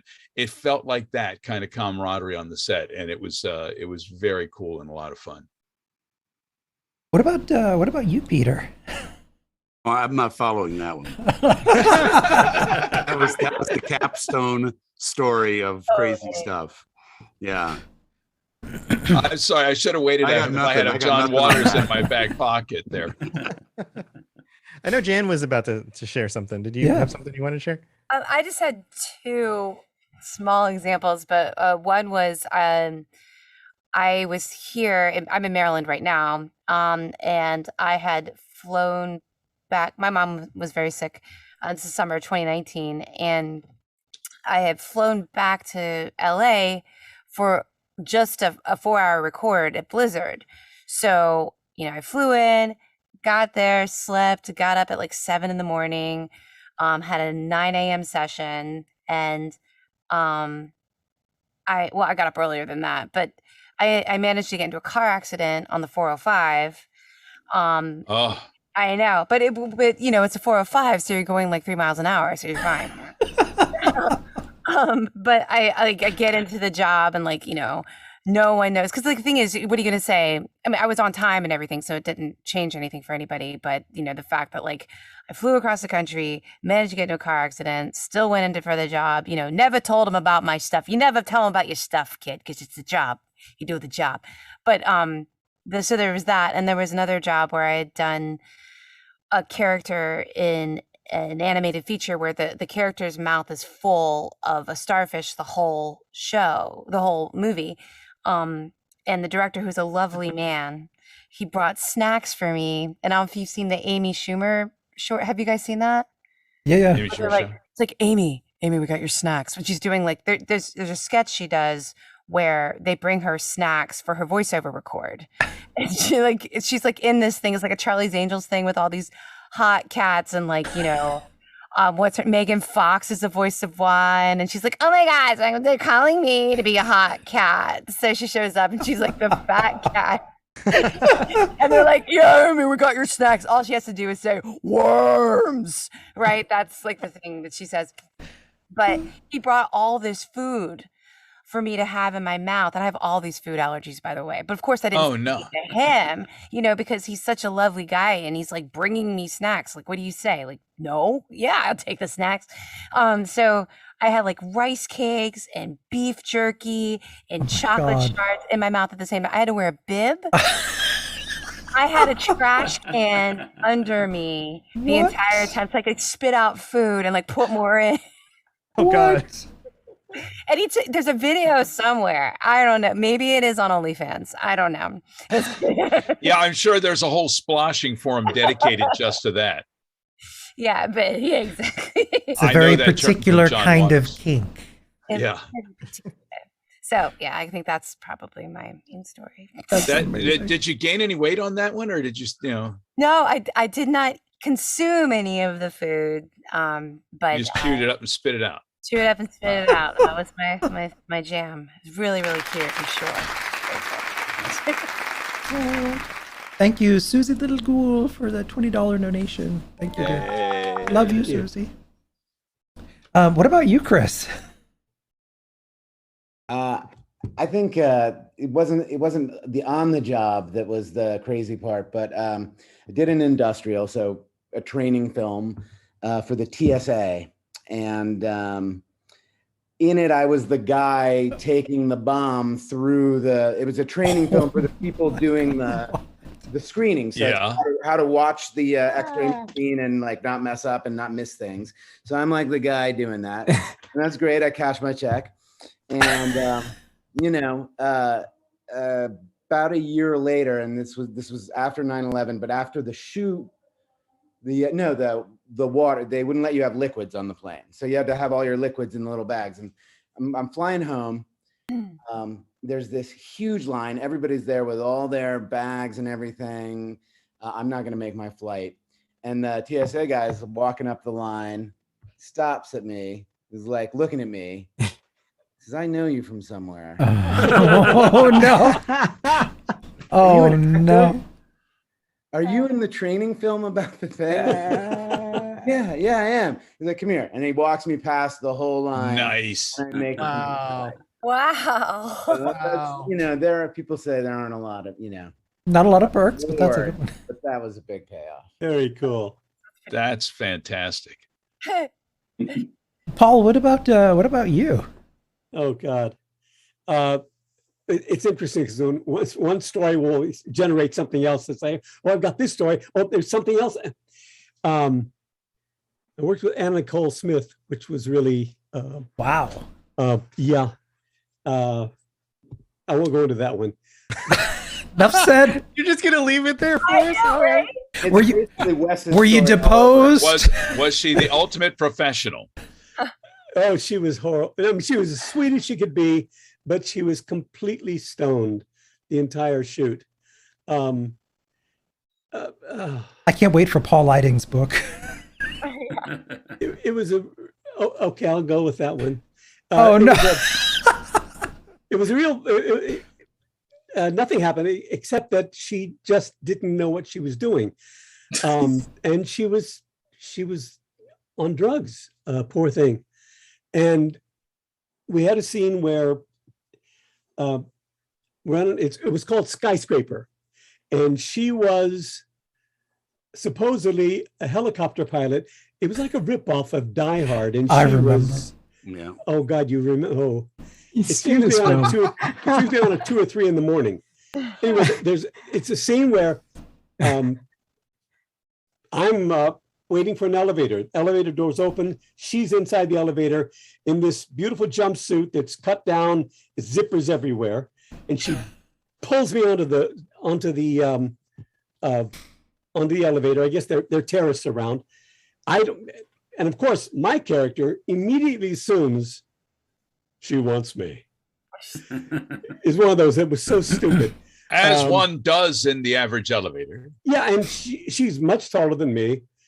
She had platforms on, so I came pretty much right up to her boobs. And we're doing the scene, and the terrible thing was she was deathly afraid of being in the elevator. She didn't like the idea that the elevator doors were going to close, because every time they closed, there would be a little jerk, like we were moving, and there were cables, and she was sure we were going to die in there. She was just terrified. So I get on, they kind of close the doors, and I swear to God, I left there and I had bruise marks on my arms. Anyway, so all that stuff happens. We start the scene. We do her close-ups. We do a 2-shot, then her close-ups. And then we're doing my close-up.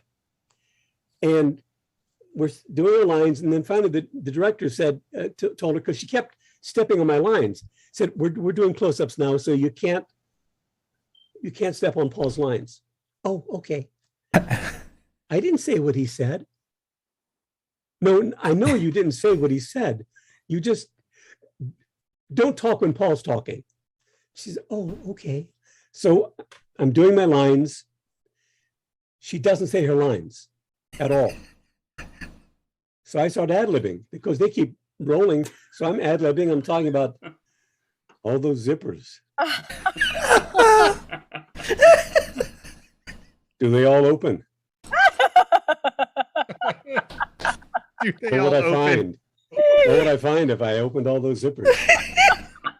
Still nothing. I said, whoa, you're tall, aren't you? I like tall. I'm going on and on and on. And then finally, in the corner of my eye, I noticed that there's some movement, some shaking. And I turn. Finally, the director yells cut, and they're just cracking up. I'm having a great time. And then the finally sure said, Anna Nicole, why weren't you saying your lines? And you said, well, you said I couldn't talk while he was talking. And we had to do it again.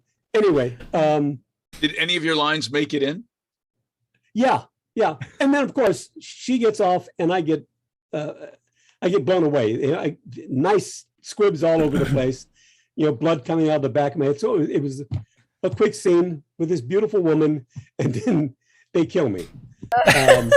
What's the name of this film again? I'm going to write this down. Skyscraper. Yep, Skyscraper. You need to see it. And I said at one point to the director, I said, it would have been nicer had they killed me before the scene. He's an old friend of hers. Anyway.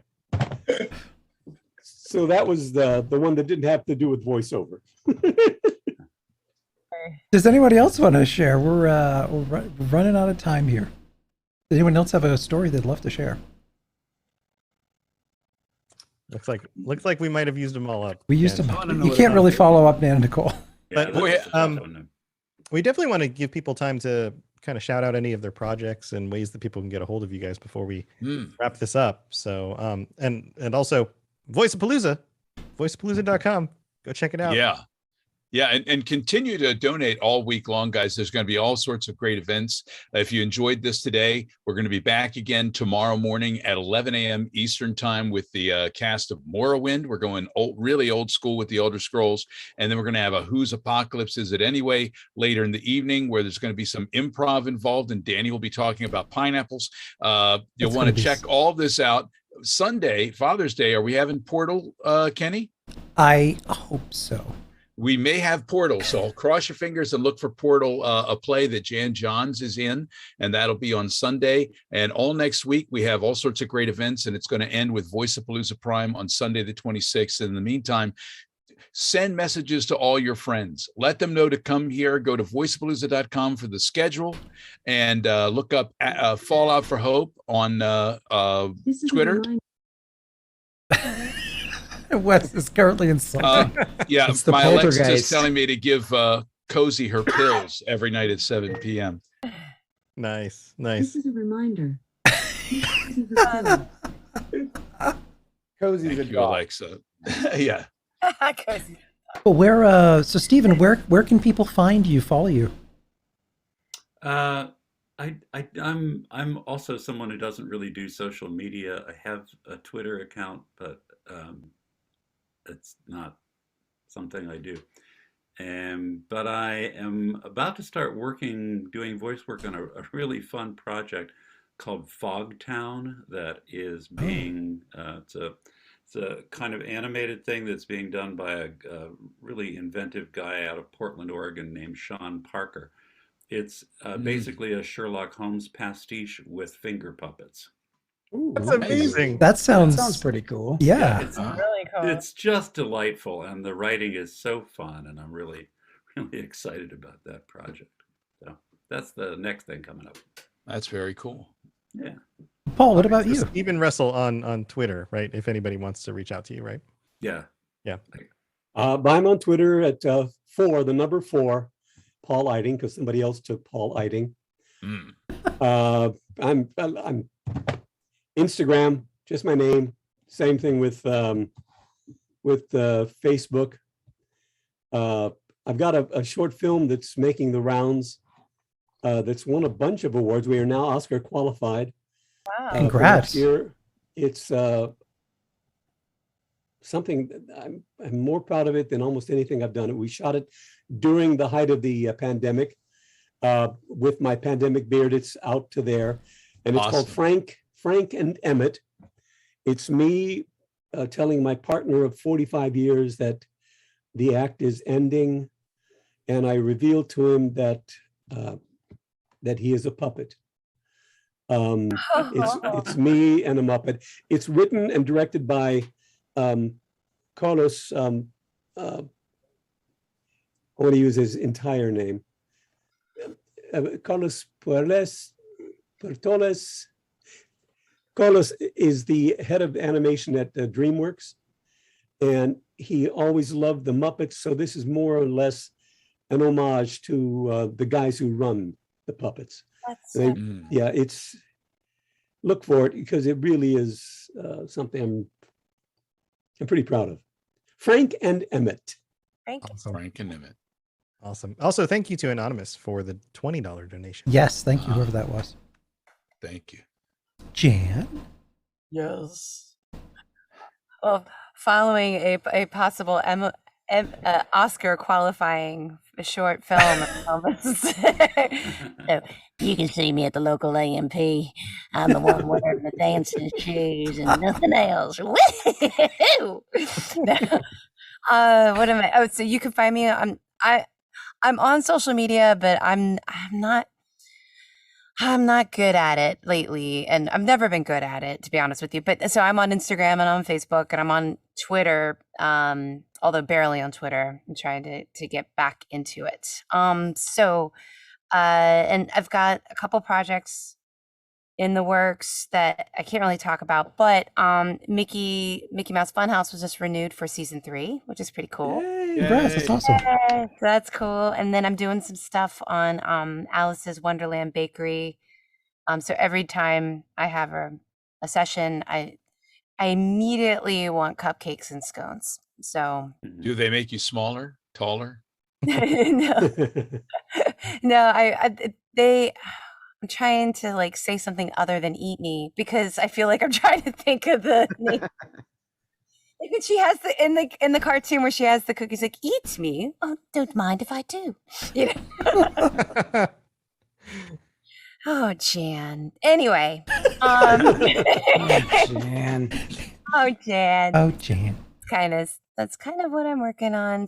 A lot of video games that are coming out. But I have no idea if some of them will ever, like, do you guys feel this way? Do you have things going on that have been going on for years and years and years? And you're like, they've recast me. I'm sure Dwayne "The Rock" Johnson has my part. Probably. Chris Pratt's playing me now. Yeah, exactly. So it's just like, so I don't even know. Like, I'm like, am I even in that anymore? I don't even know. So there's that. Well, you should be. You should be in all the things. That's right. That's right. Peter, what about you? I am wrapped up in a pile of NDAs. Enough said. Anything coming out, I really can't. I did just work with a studio we're all familiar with. Ah. I don't think that gives too much away. Yeah, I wonder what that could be. Ghibli? Studio Ghibli. Studio Ghibli. Cool. Chris? Is there any way that you want people to reach out to you if they're? Oh, yeah. I'm on Twitter at Jessup Peter. I'm on Instagram as Dad Jessup. There is a fake Peter Jessup account. I saw that one. I know, right? Oh God. And they won't That's get rid of creepy. it. I have reported it over and over again. So have a lot of my followers, and they just like, it doesn't violate our standards. I'm like, That's yeah, it does. creepy. Yeah. So, Yeah. yeah, They should give you a blue mark. yeah. Well, You can put in for it. Yeah. I Especially have. if somebody's impersonating you. I Oh, I yeah. have, and Oh, I've that's- been turned down many Yeah. times. Likewise. Facebook yeah. and Instagram is so stupid. I hate those companies. All right. Anyway, that's where I am. Chris. You can check out my website, the Fuxitos, spelled the okay. Spelled. PINEAPPLE. Don't do it a dumb way. I guess Voice of Walker on Twitter and Christopher Crutchfield Walker on Instagram, because they say not to have your brand make any coherent sense together. And I work on a show called Thespian, where I'm a producer and one of the actors. It's on YouTube. It's really fun to work on. We're doing It's great. It's a great show. You should check it out. Thanks, Wes. It's out of Baltimore.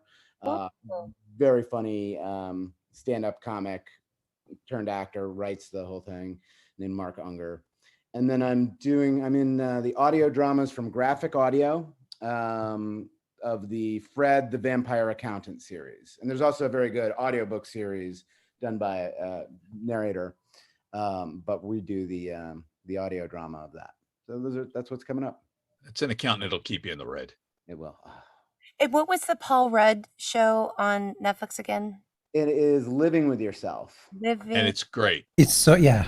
And Jan, thank you for teeing that up. Oh. And What your was social that thing security you- number is. No, I'm kidding. Yeah. Yeah, it's a great show, and I was really proud to have any part in it. So, John. but especially the peeing part. Yeah. I'm at Gentry John on social media. Try to keep it consistent. And I have a short film on the film festival circuit right now called 10. I'm really proud of the work we did. And you can find out more information at 10shortfilm.com. And short film. Okay. I have a lot of homework to do. Jen's going to be making the rounds. I know. Well, I'm going to see all of your things. I did. I was at the Tuxedos, Skyscraper, Frank and Emmett, Living with Yourself, Thespians, and 10shortfilm.com. Weekend planned. Yeah. Danny. Working on an audiobook series based on silent films. Oh, cool. Yeah, it's kind of John Cage meets early Cecil B. DeMille. Cool. Thank you, Christopher, for being the only fucking person in this chat to get the goddamn joke. I got it. And Oh, I got it. then you pushed a you. little farther. Right. Working on speaking of Cecil B. DeMille, a remake of the Ten Commandments. It's all in Basque. It's a hard language. I don't know it. at And all. a Like, very not- limited audience. I don't know one word in Basque. Yeah. I don't know a single fucking Basque word. The only word I know for is like a Spanish word that means Basque, which is Vasco. It's not a Basque word. The only word you need to know in Basque is bathroom. So you can get around. That's all you need to know. Do you know that word was? No, I would be in big trouble. Anyone in chat? Well, I mean, without looking it up. I'm looking it up right now. Baño. Comuna. It's Espanol. What is it now? Comuna. Amuna. Komuna. The Oh, more like you a know. commune. Like a commune. Comuna. A commune. Yeah. God, what else? Thinking about starting a roller derby league. I I don't have any skates. I don't have one. I'm terrible on skates. No, actually, I'm not that bad on skates, to be honest. And there was a roller rink in LA that was awesome, and it's just done. I think even before the pandemic is done. And thinking about inventing a new kind of mustard, like a mustard that's never been done before. That's like mustard plus peanut butter, or mustard plus I don't know, locust. Oh, how about mustard with sebaceous cyst fluid, and you call it pustard? Oh God. Oh wow, that was like, for shitty puns, that was like transcendent. I Well, know. It's That was interesting. the On emperor that- started. of puns. What about mustard and pineapple? There you No, actually, that was a quality. Custard? Custard. Custard would be a good band name. I nustard. I love the chat room right now. After Jan said that, we've got an ew and a Yeah, Jan no. no. Huster. You can unfollow Jan at. And Well, yeah, fuck Cetos. Again, if you spell it FUCKCITO''S, I will find you and I will slap you about the face and neck. So don't do that. It's always the. That's another thing. Even if they get the Fuxitos part, they like, oh, it's Fuxitos. You're in Fuxitos. No, fuck you. The FUXETOS. Don't put a second E on it. Or again, I'll find you and I will beat you severely. And then you can keep an eye on what I'm doing, which I may or may not be at liberty to discuss at this time. Well, that is all Great of the. thing to say if you don't have time. Or if you do. Don't know what. Should I say what I'm at there, Ken? Yes, of course. You can find me on Twitter at Wes Johnson Voice. I think Instagram is just Wes Johnson, and Wes Johnson Actor on TikTok. If you want to go there and see Craig Seckler with his adoring fan hair, he's on there as well. And I'll be working on a Star Trek film this summer called Farragut Forward, which is I'll be playing a Klingon. I've done it in Star Trek games. I've played Klingons vocally. Now I get to wear the lumpy head. And, He looks so good as a Klingon. The makeup I look is better as a Klingon than I do as myself. It's pretty weird. And I've done a film called Thank You by Mike Krasinski, which is out there at the festivals, and you can probably even see it on YouTube if you want. And there may be one coming up later in the fall as well. So, fingers crossed, NDAs in place, and just hanging in there for hopefully all of us being able to recover from the dearth of work during the pandemic. Let's all get some back. This will be the summer, hopefully, of work for all. I want to thank everyone in chat tonight for the amazing donations, pushing us over that. We're at now $10,407. It's just the ceiling is just blown off this thing. Thank you so much, and thank you everyone here. Tom, before we leave, where can everyone find you? Yeah, so robotsradio.net, Ken's podcast, Chat Default 76 podcast, and my podcasts, but the one you guys are most interested in most likely is the Fallout Lorecast. All of that stuff can be found at robotsradio.net.